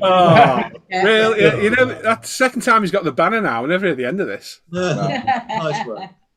Well, Nice one. Thank Thank you, you. guys. Sweet. Much appreciated. There we go. Multi-award winning modeler now, Mr. Pub.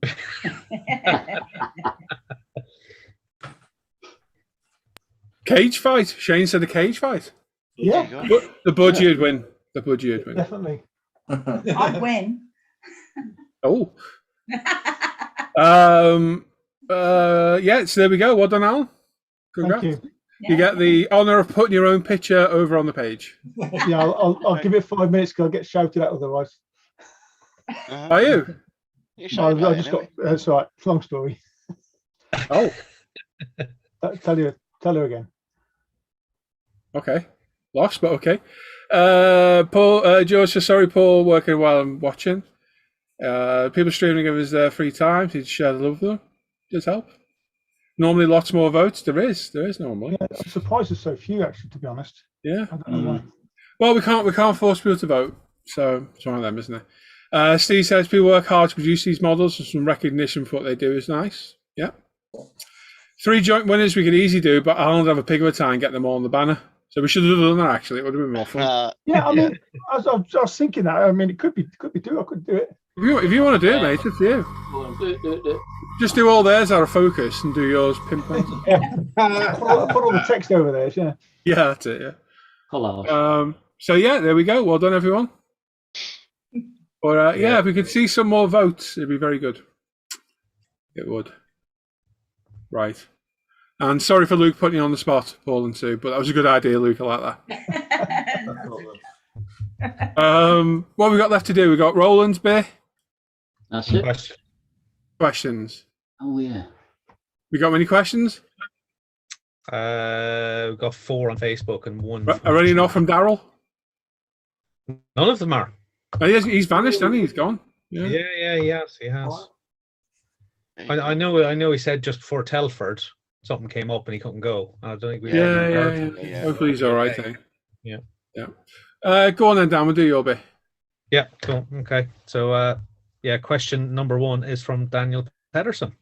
Do any UK guys happen to know the correct colour for your double-decker buses? I assume he means Red. London ones. Red. Well, I was going to say it depends where it's from. Yeah. Yeah, because We're a bus nerd. if they were Midlands, weren't they like that British racing green colour? No, it's red. No, in the Midlands. Not everything's in Yeah, London. well, it depends. It depends if it was Midland red or not. Because if it was Midland red, they were red. Really? What were the Midland green ones? Oh, I'm sorry, Dan. Blue. There were green ones. I know. I've seen pictures. But red. Yeah. Yeah, red. That's about the best we can come up with. You know when your large teams come to an end, we start arguing over the colour of frigging buses. Isn't it? So, and basically, no one knows. No. So, If you go on Transport for London's website or the British Transport Museum, I bet you 50 quid you find it there. If we- it's probably if I know- something- if I know Did he which theatre specify it is, I could London? probably try and find out. did he specify London?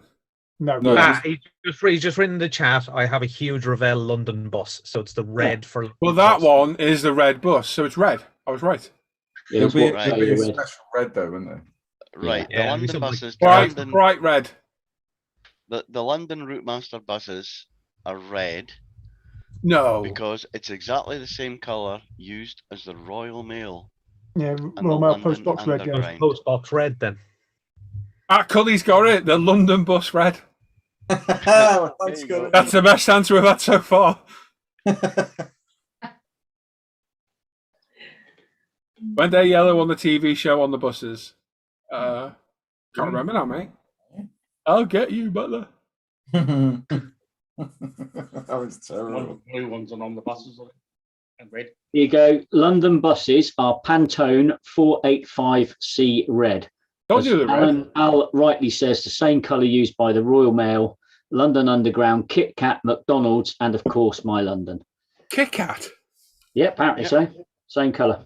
What was that RAL number? It was Pantone Sorry, 485C red. 485C red. There we go. The hex code is hashtag small b 92928. I was going to say, Philip King saying check zero paint after the colour. I'm not being funny. Can you imagine how long it'd take to paint that bus with zero paint? It's not enough doing a car because you've got to put that thinner coat on. They do a 60ml bottle apparently because it's popped up on the same search I just did. You need more than one bottle.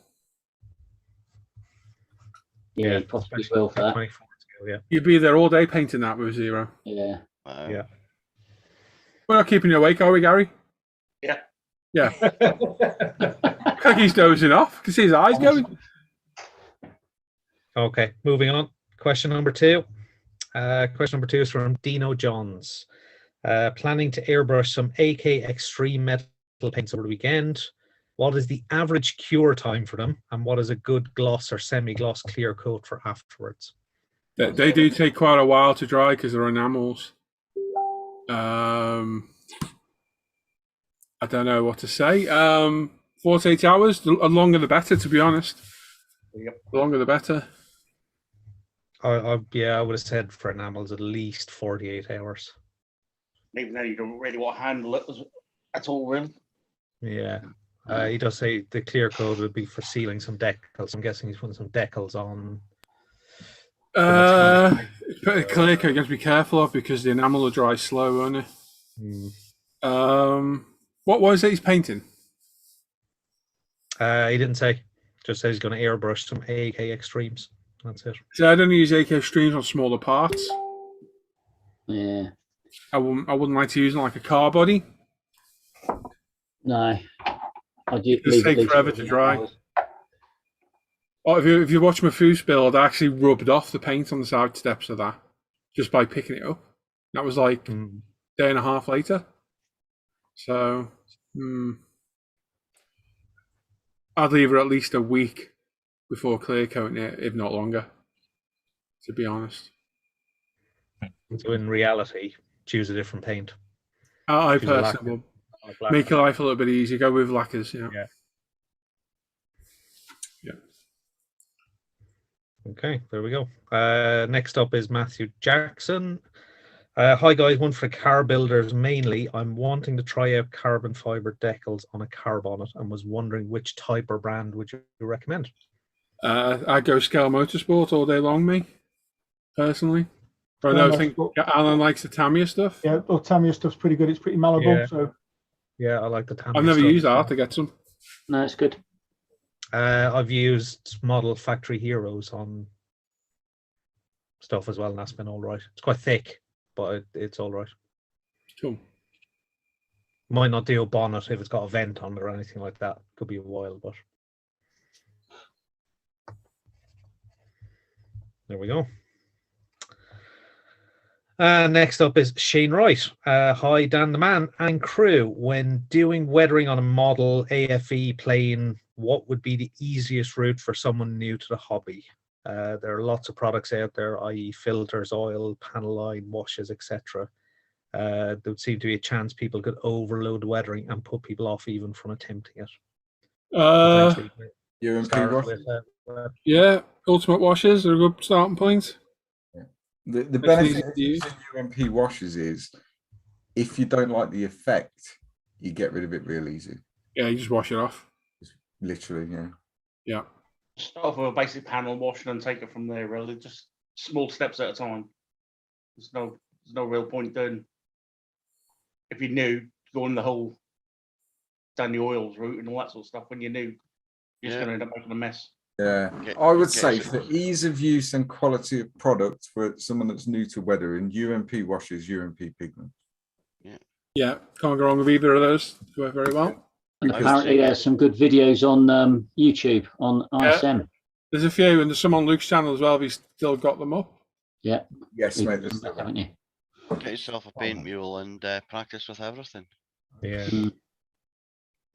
Oils and stuff like that are very good for weathering, but it's not, like Gary said, it's not really a user-friendly beginner technique.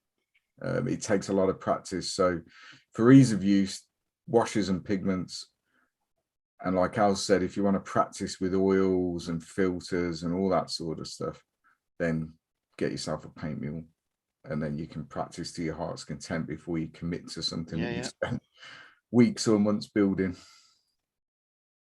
Good point. Yeah.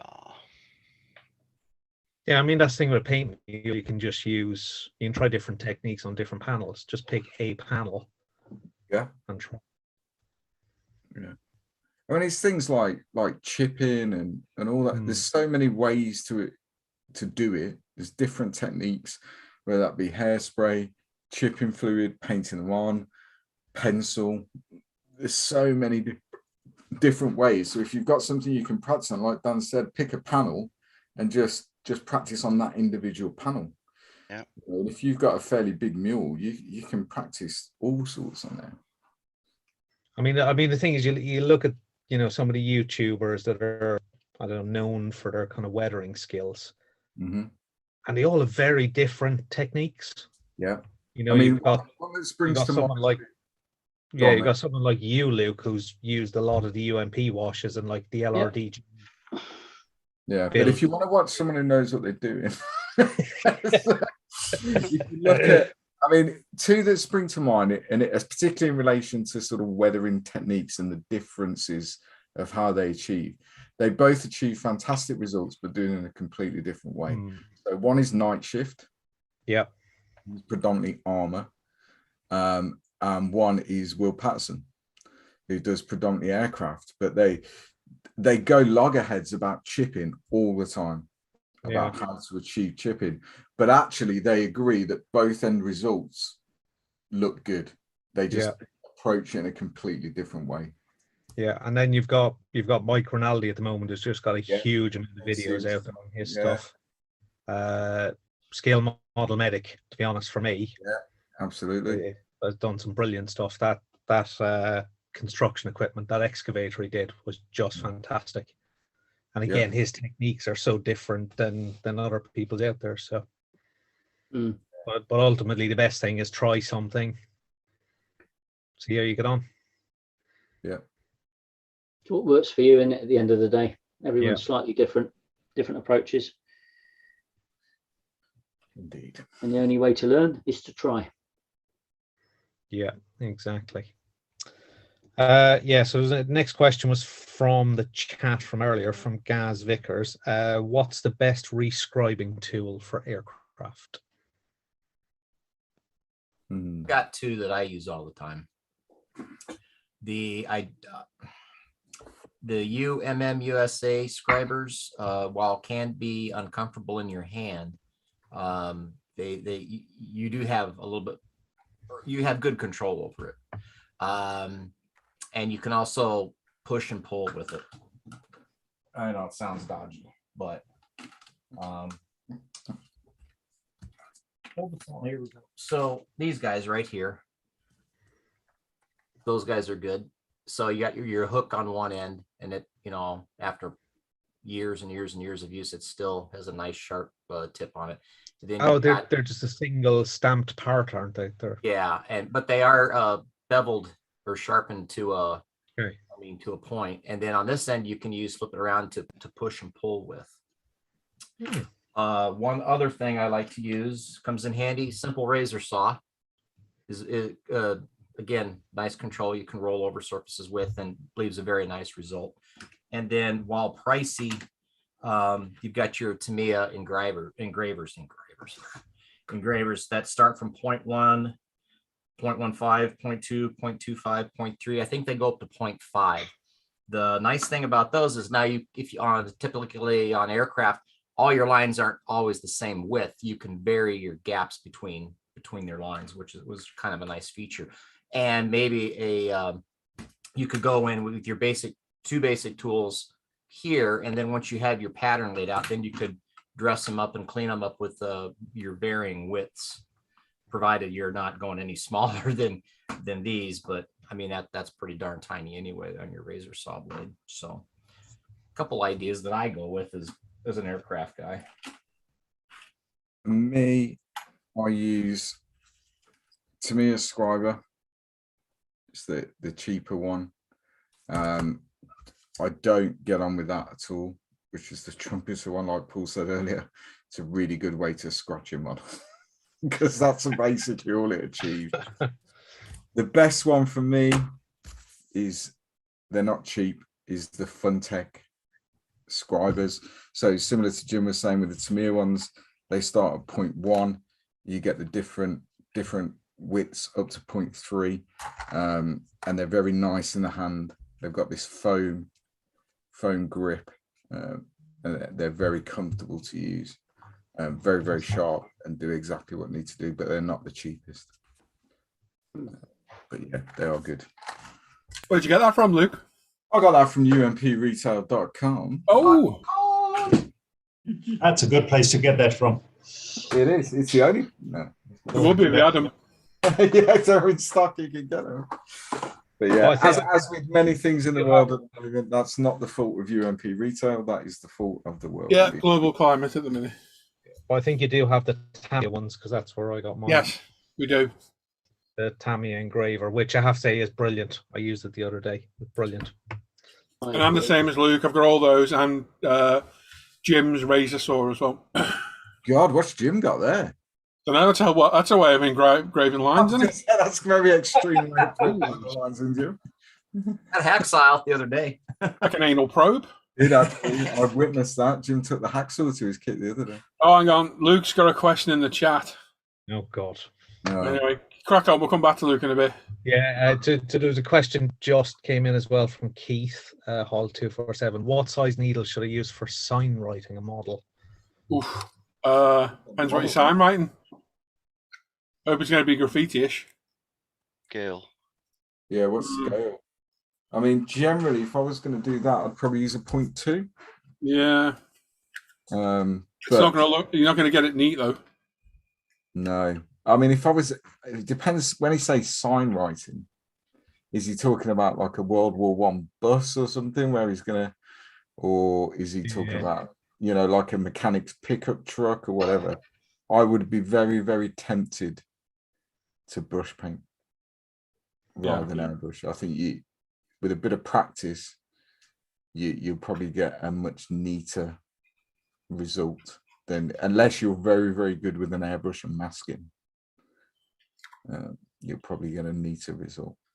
Shane's asking in chat, is Jim going to press his own ammo? Yeah. It's just reloading now. Just reloading. So, Mr. Ward saying, using UMP pigments to make a rust oxidized effect, would you spray a matte coat over the top? You got to be careful because you can lose the effect through the matte coat. Yeah.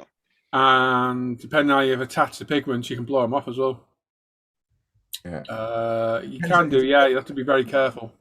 If you're gonna be handling it, then obviously in some way you need to try and find a way of fixing, stabilizing it to it. If you're going to be handling it, if you're not handling it, make the pigments the last thing you do, and don't mess around with them because you'll lose so much of the effect.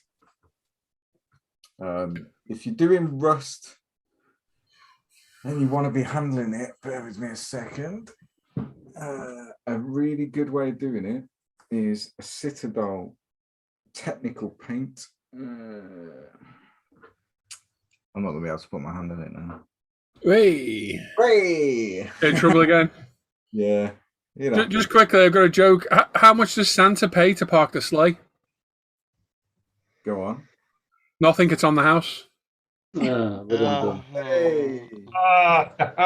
that's a dad joke right there. Absolutely. That is. Good one, And a man. good one too. It was an interlude while Luke was looking for something.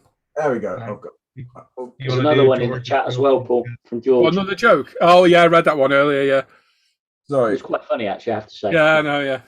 If you want to be handling it, you want to put a flat coat on top of it afterwards. Have a look at that stuff, which is a Citadel technical paint called Typhus Corrosion. Put that on first in the area you want to create the rust oxidized effect. Then use dry brushing and blending over the top of that with another, it's a Citadel dry paint, it's not focusing very well, called Riser Rust, or Riser Rust. That works really well. That's what I used on the big Titan I did. And a lot of the pipe work and stuff on the base, that was all that stuff. And it does work. There's plenty of tutorials on YouTube on how to do it. Cool. You ever tried actually making your own rust though, the old-fashioned way with wire wool and white vinegar? No. No? No, I've never done that. We just brush it off, put some in a bottle. And silence. There was one just complete silence there, like what? I've heard of that, Gary. I have heard of that, Gary. Yeah, I know what you mean. Yeah, I've seen people do it. I've never tried it myself. I suppose you get the deep kind of color variations in it, so it can be good.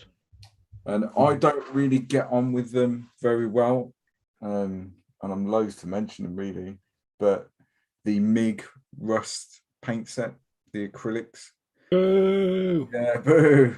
They do actually work really well. I used those on, I don't know, a couple of years ago. I did a US Army gun truck from Iraq. So what they did in Iraq is they used a normal flatbed cargo truck, and because of the threat they were facing in theater, essentially they just welded on like steel panels to up armor the cargo trucks, and then put a big 50 cal on the back as a fire. I'll do it.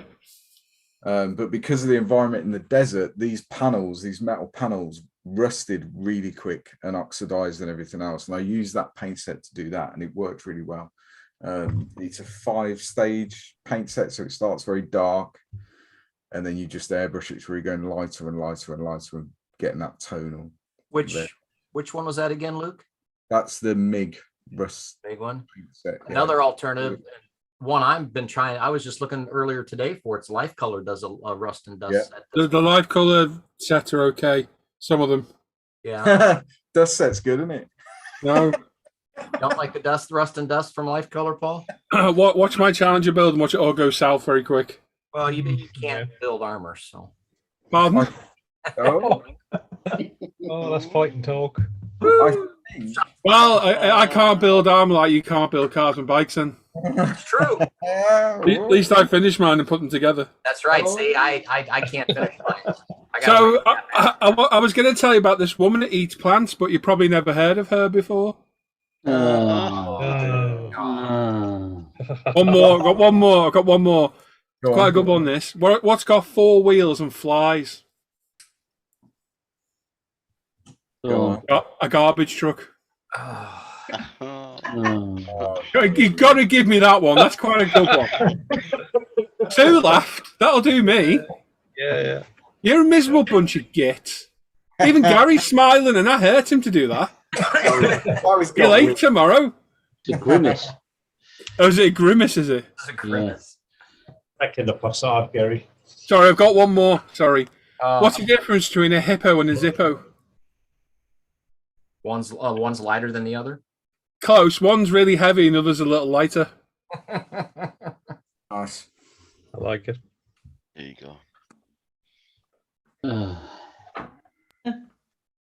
Miserable gets a lot of you. They really are. Telling you. Don't appreciate crap jokes. Very disappointing, really is. Is all the questions done? It is. That's all up and done. Go for that. Right then, Roland. Yes. Hello. Let's do it. Do what? We just said hello. I did. Go on then. No, all right. Roland, hide the chat. I have. Here we go. Let's test that. Right, we start this week. Thanks very much for posting all the stuff here so we can actually show everybody what people do on Pleasure. ISM. Pleasure. Very nice. So we have Richie Waldron, and that Simon has chosen, having a blast in my large-scale hurricane this weekend. Added HGW fabric seat belts and Yahoo instrument pedal. She's about ready to button up. 124 Trumpeter Hawker Hurricane MK2C, filming as a multi-part video series for my YouTube channel. To be fair, Simon beat me to it on this, so this was mine as well. And me, yeah, this was mine. That is genuine. This was mine. Me and Luke were both talking the other day, and Luke said, "I'm just going to rip off wherever Simon picks." And I went, "Yeah, I'll do the same then." Yeah, that's what we did. So yeah, there's a theme coming up here. No, I mean, I'm sure you agree, Luke. Either way, joking aside, the detail on this is cracking, and that's what drew me to it. What kit is it again? That finished. 24th. Yeah, just thought it was lovely. Before Trumpeter Hawker Hurricane. Yeah, I mean, you look at the dash, what's it, dashboard or whatever it's called in the cockpit. I don't know. Instrument panel. Thank you. And the engine, it looks good, and the seat belts. It just looked really well detailed and well put together, and very clean.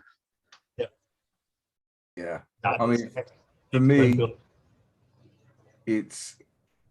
if you don't already, go and follow Rich's channel. He's got loads and loads of content on there, and he's a no nonsense modeler. If that makes sense, there's no airs and graces and frills. He doesn't necessarily buy into the most fashionable at the time technique or product or whatever. He just does what he does. But what he does across all genres, is good quality work. And he picks kits that, I mean, he's got some real expensive kits, but he also picks kits that perhaps have got a bit of a bad press, or they're renowned as, or they're unbuildable, or they're cheap old kits or whatever, and then he does this, and you're like, yeah, okay. And he doesn't hide any of his techniques. He doesn't hide any of the mistakes he makes. He's very open about what he does, and for that reason alone, it speaks for itself, doesn't it? Pictures speak for themselves. Yeah, good. Love that one. Right, next one up is what Alan has chosen, which is the 124 Revell Ford GT with the Kestrel scheme. Decals are all done on the Ford GT. These are a great set of decals from Racing Decals 43. While not the most complex, it's a great looking scheme. Who doesn't like a Kestrel livery? Right, Alan, take it away. Exactly why I picked it. It's an absolutely striking scheme. It's Castrol R and stuff. It just takes me back to days, bikes and stuff, and engines running on Castrol R, and the smell and just the colours, and it's a scheme I'd like to get hold of myself. And I believe is that the Revel kit, I think, as well, isn't it? I believe It is, yeah. It's the only one that's the racing one. Yeah, I just think it's a really striking scheme. I just like it. Good. He's gotten down well as well by the look of it. Yeah, I couldn't see any faults in them or anything. It's really good. I did see this as well. The SK decals, yeah. Yeah. No, race 23. They're good decals as well. Yeah. I'm Cracking. definitely gonna have to lay my hands on, I think. Yeah. Build. Yeah, looks like built really nice. Very good scheme, as he said. Quite likely, who doesn't like a Castrol scheme? Very nice scheme. If it goes together as well as the Tamiya GT kit, then that'd be a nice build. Yeah, true that. Well, our own rancher Dan has put up this one, and Dan Croak liked it. Got my truck halfway there for the Fuse FD100 group build. I think the Tesla's purple sunrise color shift paint is very cool, and I'm customizing this kit with a blown 427 that will be prominently protruding through the hood. Right, Dan? It's just Rancher Dan, isn't it? He just picks some bizarre colors and they always come out really, really well from, and then he just goes and cuts a hole in the bonnet and he's going to put a different engine in it. So that's what he does. That's what he does. But he he turns out some great finishes when he kit bashes stuff like that. And yeah, I'm kind of looking forward to this as something different in the Foose build category. Yeah. It's a different Foose here. And I think we have said that before. It's probably one of the most improved modelers, isn't he? He could do with a bit of a tidy up though. The only thing I'm going to say, because Dan brought up with me the other day, is the pigment flakes are huge. Me and Dan were actually talking about it, because he asked me what I thought of it, and I was like, honestly? And he said, yeah. I said, the pigment flakes are massive, and he said, yeah, I know. And he's used loads of these before, and I've seen quite a few build with these colour shift colours, and none of them ever have pigments that big in it. So I think even Dan was surprised, but it still looks awesome. Yeah. But it's just weird that one colour has got huge pigments in, flakes in, and all the others look really good. So I'd love some of these paints because they're really cool colours. Do that. I think the size of the flake has something to do with the color shift to make I don't know. It does, yeah. Don't know, but yeah, even Rancher Dan was surprised by the size of the flakes. It looks like a very nice starlit night sky. If you bask it under that one, you probably get away with it. Yeah, I like it. Yeah. Well, the more colours it flips through, the bigger the flake will be. So yeah. Cool though, it's cool. I like the way he's cut out the bonnet, like you said, or the hood. Yeah. Very different. Right, we have my next figure in progress, 90mm Templar Knight. Jim, you chose that one. Tell us about it. Now, everybody's going to be going, well, that's boring. It's a black figure. Okay. Well, like you guys picked your car based on the Castrol, based on the livery. This is one of my most favorite figures of all time because of the pose. And just to finally see one, I mean, granted, it's the beginning stages. He's black based it to start work on his shading to work from the dark shadows out. But pure and simple, that's the reason why I picked it. I would love to have one of these, even though I don't paint figures. I would love to learn the dark arts of figures, but I don't have another 40 years on this planet to be able to master them to the level I want to. So didn't take that long. Yeah. Okay, 30. Still, I don't think I'm going to make it, but I just, this one figure, there's another figure out there by, I think this is a Pegaso figure, and it's just the knight, and he's standing there with his hands on the sword, and has the hood over him, and I just like, I might still get him at some point just to say I've got it, but I've seen a few of these built up too, and they're just magnificent when finished. What sort of size does that work out to be then? That's a 90mm figure. Nice figure, isn't it? Really nice. Nice print. Yes. Yeah, it's nice. He's gonna base it on that that trunk piece there, and That plinth or something. yeah, that high shine wood finish, and yeah. You might have to explain to Jim what a plinth is. No, I got my Hey. lesson. I passed my plinth test. Yeah, I mean, there's so much potential there, isn't there? Yeah, it's Oh. cracking. So much, because that's a beautiful cast. Yeah. Detail here in the molding is just fantastic. I love to see it finished. I love to see it developing. You know, that is really Yeah, keep posting, please. Yeah, definitely. yeah, lovely one, Leroy. Love to see what you do with it. And then last but not least is the one I had a look at today. This was another one I was going to pick. Yeah. Another one you were going to pick. Another one, yeah.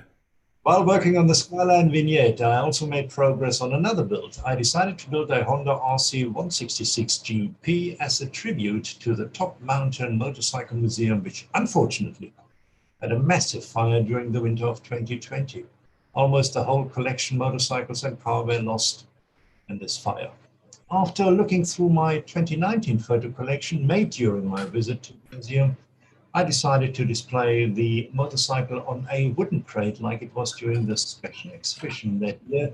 Pictures of the finished bike and vignette will follow soon. So that's obviously what it looked like in the museum, the photo which he took in 2019.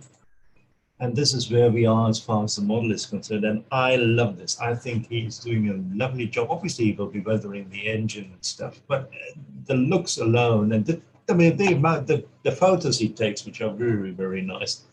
Looking at the I think it's going to be a cracking. It's a really nice kit, that. I built that many, many years ago. It's a really good kit. Huh? What kit is it? It's a Tamiya RC 166. Really nice. Look at that. I mean, it's beautiful. There's a miniature of the box there. Yeah, that's cool. It's a cool looking bike. It's a nice kit to build as well. Yeah, it's beautiful. Oh, look at that. Yeah, fancy. Been good. Base is good as well. Yeah, very nice. And that was it, ladies and gentlemen. Back to the studio. Thank you very much. Nice one, Roland. Awesome, mate. Some good stuff in there. Yeah, it really I didn't know which one to pick. I was spoiled for choice. I know, it's crazy, isn't it? Keep going, guys. We love being spoiled for choice. We love to show what members of ISM are doing because they're doing some fantastic stuff. Yeah, we sure do. Indeed. Got some jokes in the chat. I turned myself to cat last night. Don't ask me how. Billy saying, what do you call a man in a hole? Phil? Doug, Should that be Doug? Yeah, it's Doug, isn't it? Doug, innit? Yeah. No, in the hole. I don't know. Should be. Phil. Yeah, okay, yeah. Okay. Evil Knievel asks, when did Winston put a cigar out? And they never told us. I guess he never did. And he says he'd like to see James do his favourite figure. Yeah, so would James. Yeah. I think, and you said there, Jim, about you don't think you've got enough time to get to a standard that you would be happy with, and that's the thing. Everyone's sets, not just with figures, with everything, sets a standard that they'd be happy with themselves, and that's what's important. It doesn't matter what anyone else thinks, but if you know yourself that you wouldn't be able to get it to the standard that you want to get it to, then all you're creating yourself is frustration. Yeah, because you have in your mind's eye how you want it to turn out. And that my buddy, he's an excellent figure painter, and he's like, if you do this and this, and you'll get there. And I'm like, you don't understand. There's a disconnect between what's in here, and then getting these to produce that. And he's like, well, but you're controlling these. I'm like, yeah, I know, but it's just it's hard to describe. But what you have in your mind's eye and getting it out in three-dimensional form, absolutely, it's tough. Yeah. And I appreciate it's Evil Knievel saying in the chat, you only live once, go for it. Yeah, but what you've got to appreciate is if Jim, I'm picking on you, Jim, is set what he sees in his head, and Jim's a realist. Yes. And he knows himself that it would take him decades and decades of practice and fine tuning to get it anywhere near what he sees in his head. Then all he's doing is creating himself frustration and because anxiety about he can't do it. Because once I finish it, it's going to never be good enough, and it's never going to be what's in here, and it's going to drive me nuts. Yeah, that is a very dangerous slope you're going on there, because that you will be getting very quickly frustrated with yourself with any modeling you do if you put your standards so high that it's not reachable in the framework of 40 years, as you know, say, Jim. But figure painting, I think. I don't think so. Figure painting is a very different thing. There's more of an art to figure painting. Because all it is painting pictures in a three-dimensional form. And figure painting is one of those, so like flesh and the face and eyes and all that stuff.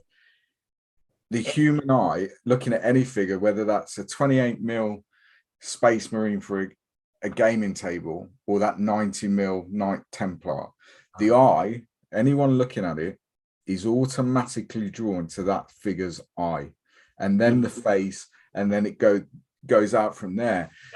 And to achieve something like Jim says that he'd be happy with, and we all know what Jim's like, he's a perfectionist, you know, to achieve that flesh and those eyes and the glaze and all that stuff, not everyone can do it. Not everyone can do it.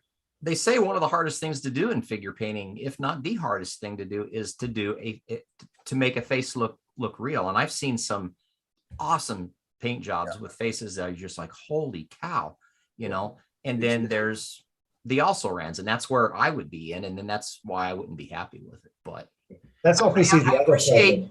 I do appreciate the vote of confidence, and you just go only live once, and there is something to be said for that. That's why I say Jim, I may get it at some point in time. But can I ask a question, Jim? Have you ever tried it though, Jim? Yes, you have. Yeah, because I see some people. I think, you know, it's like some of the younger people who paint the figures and stuff, Luke, that you've had on your channel that previously. They're certainly not old people. Let's say they're quite the youngsters, and I think some people just have the aptitude to do that sort of thing, don't they? They have a natural talent. Like Jim said, it's like painting a picture, but in 3D. Yeah. At that level, and some people, that's why some people are artists and some people are not. Yeah. Some people just have that natural eye or ability or whatever it is that makes them good at it. The reason I say it's like painting a painting in 3D is because there was a figure sculpted. It was of a Napoleon, and I was like, wow, that's cool. And I'm not into Napoleonic figures, but that one I was like, damn. It was sculpted. It was a special limited run done for, I believe, Euromilitaire, or it was one of the big European figure shows. And I believe it was like a French hussar. Anyway, they took the sculpt that they did from the actual painting, and it's a famous painting. And it's an officer, and the horse is reared around, and the figure's around with the twisted in the saddle. The horse is up, and he's with his saber getting ready to hack somebody in half. And he's just like, oh, that's cool. Again, taken from a painting, put into 3D form. Yeah, it's definitely it's an art form to that level, without a shadow of a doubt. The occupant paint looked like Marty Feldman. The other thing, obviously, Jim, to your point, is that today, obviously, compared to 20 years ago, you know, we can go onto the internet and see fantastically, artistically, brilliantly painted figures every day.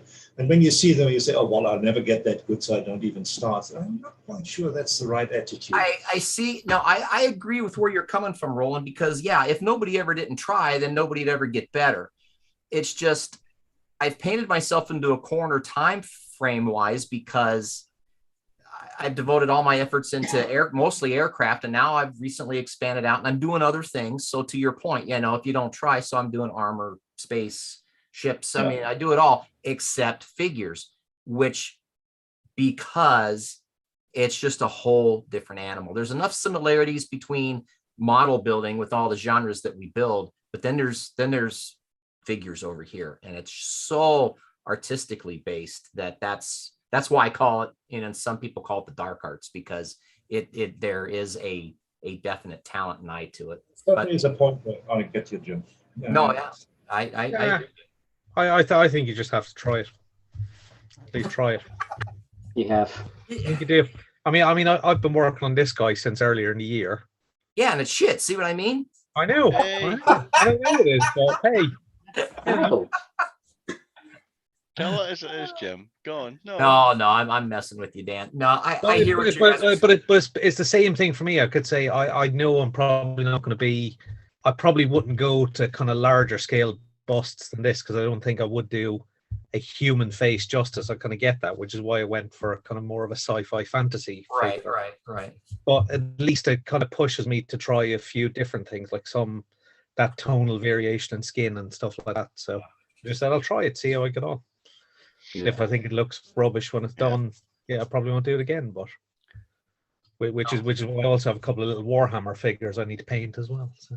Oh, they're easy, mate. Don't worry about that.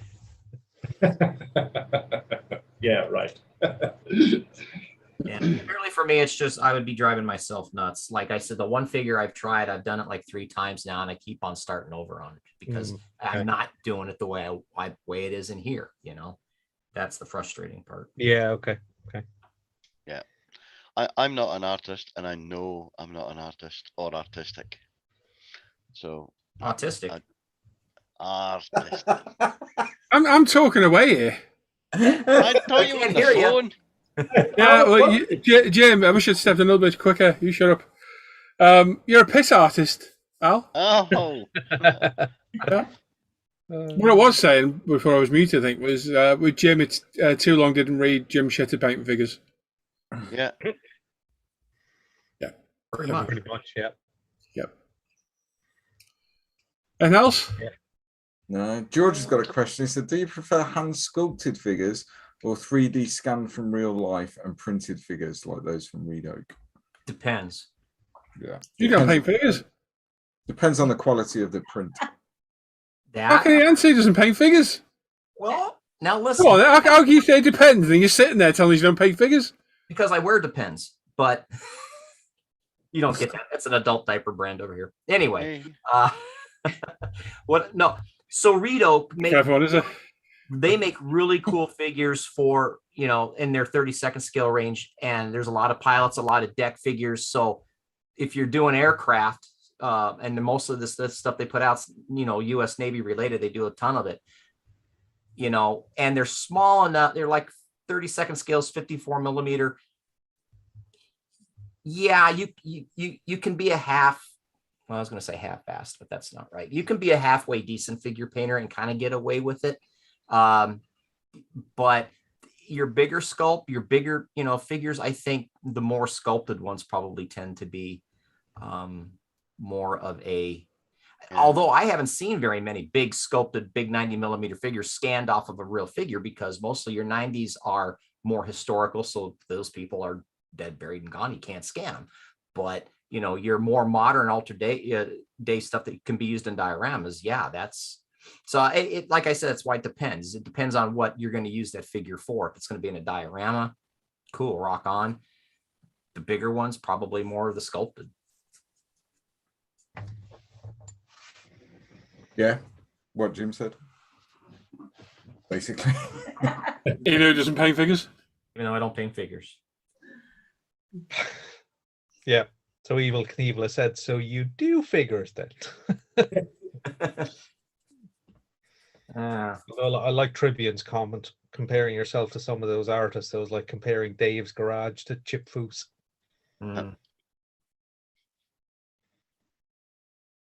Who's Dave? I've got a clue. Don't know Dave's Garage. Not as good as Chip Foose by the sound of it. Yeah. Who's Chip Foose?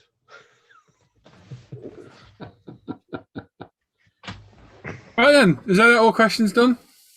Yep. Yeah, we're all up to speed on chat, so that'll do us for tonight then, I think. So, no live stream in the morning, but we're back on Sunday morning, the usual time. So come on over. As I said before, there's loads of links in the description of the video, so you come and join the Facebook page, the forum, go look at umpretail.com. They'll have the bench page, Off Air Hangout group to join us off air on this. And if you want to support the channel, there's also links for Patreon, PayPal me, and Buy Me a Coffee and all that malarkey in there as well. Thanks everyone who's watched, all these guys in here. Thank you very much to Paul and Sue for joining us tonight. I think I speak for everyone when we say that was a great interview. Thank you very much. Yeah. And thanks everyone in here for all their hard work on doing the show. So there we go. Everyone enjoy the rest of your evening, the rest of your weekend. And like I say, we'll see you on Sunday morning. You are live tomorrow night, Sue? Sunday night. Sunday night. What time? Is it 8? 8, yeah. Yeah, 8 o'clock. So go over to Sue's channel. There's links further up in the chat. No, it's on Mike's channel. Scaling On Model. Mike's. Okay, on Scaling Models then. Patreon stream is on Sunday morning at 9 a.m. Thank you, Andy, for reminding me. So if you're a patron or a supporter, there'll be a Patreon stream just before the live show on Sunday. So yeah. And Richie, drop me a message, buddy. I want to have a little chat to you about something. But yeah, there we go. So go and subscribe to Sue and Mike. And yeah, like I say, enjoy the rest of the weekend, everyone. Thanks for watching us tonight. I'm going to go stream on Twitch now and get battered on Warzone. So if you want to see that, you can come over there and enjoy the rest of your night. So take care, everybody. Bye-bye. Bye-bye.